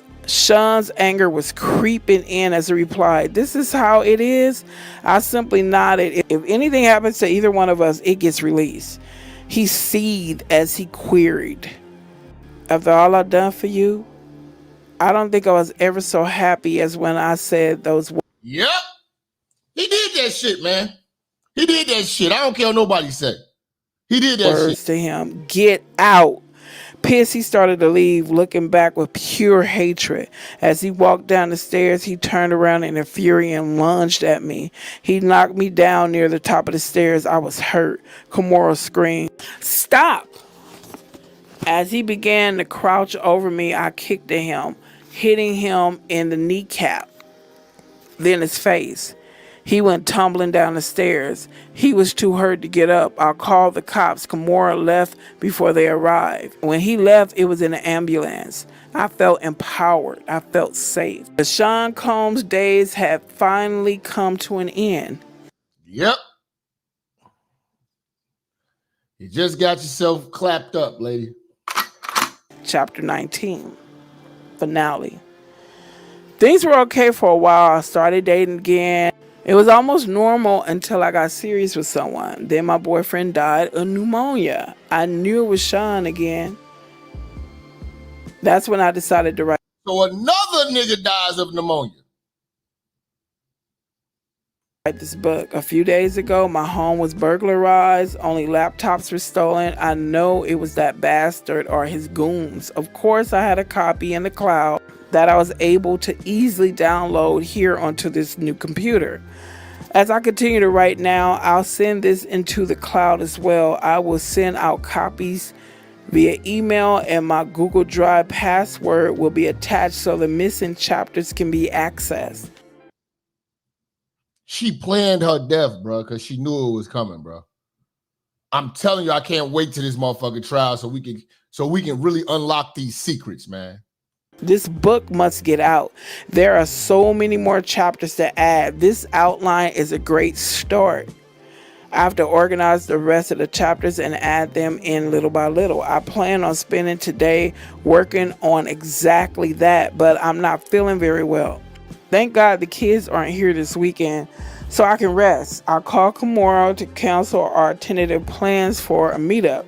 When I spoke to her, she said, "Girl, that doesn't sound like the flu. You want to go to the hospital?" That didn't immediately alarm me. I just need some rest, I told her, and quickly got off the phone. But why can't I get my doctor? Why won't he pick up the phone? Oh no, I called Sean from my bedroom, where I'm lying in my bed. All I can think about was the kids, my babies who are with this monster, that man that I now suspect of having done this to me.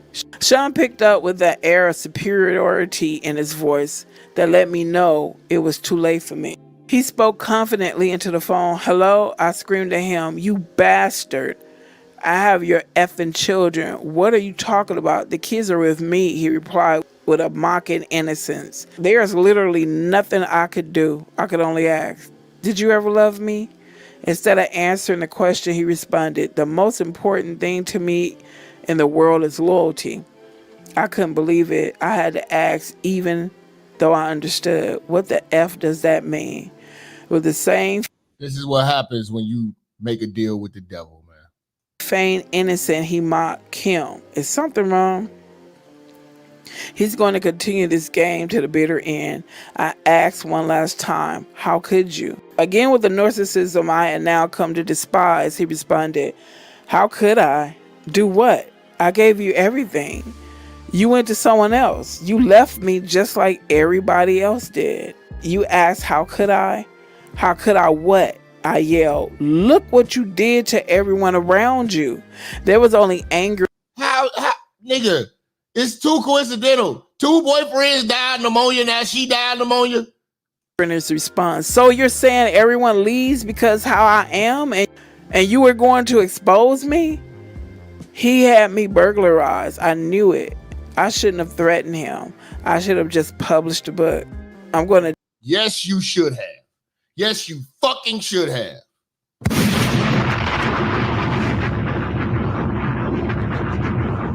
God damn.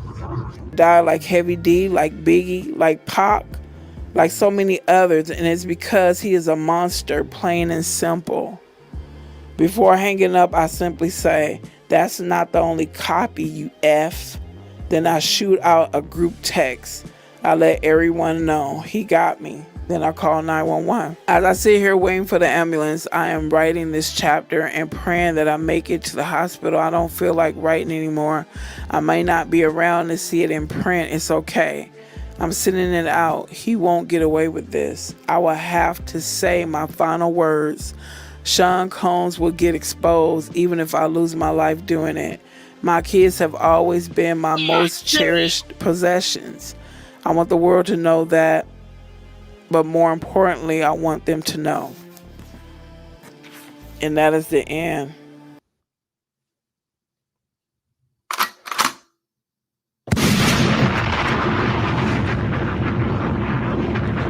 This was crazy. This was crazy, fam.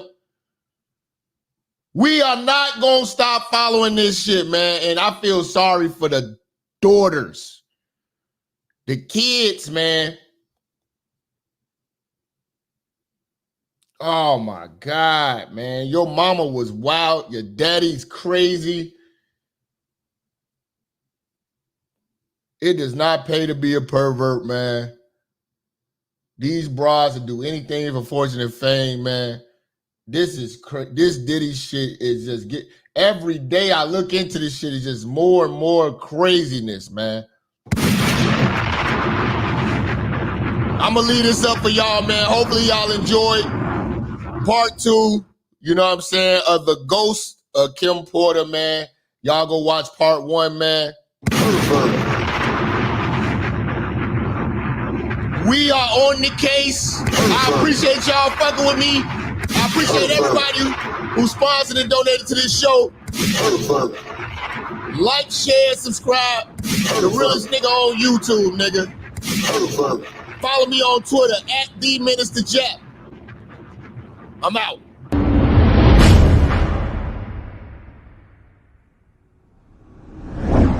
Church, check in. It's your boy Minister Jap. Listen, I know y'all been looking for me, but at the bottom of this video, in the description section, you'll see where it says follow me. You can follow me on all social media platforms. You know, make sure you click the links in the description so you can get in touch with me and get in tune with everything I post at all times. You never know, the haters might try to take us down. Also, make sure you follow my backup channel, Minister Jap Church Media. Follow the channel now. We are not going nowhere. We're here to stay. Make sure y'all paying attention. Church on the move. Peace.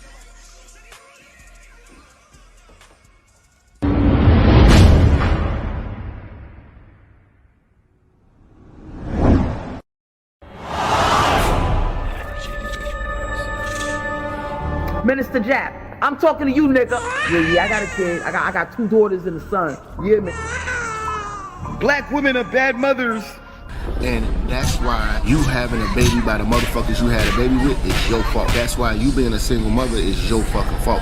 That's why being a baby daddy ass nigga is your fault. Live from the church. Church, check in. It's Minister Jap. Black women, they're some of the most worst bitches on with money, but yet they're still taking trips and they look fly doing. They are the flyest broken bitches you're gonna ever deal with. On Minister Jap TV. Church, check in, man. Church, check in.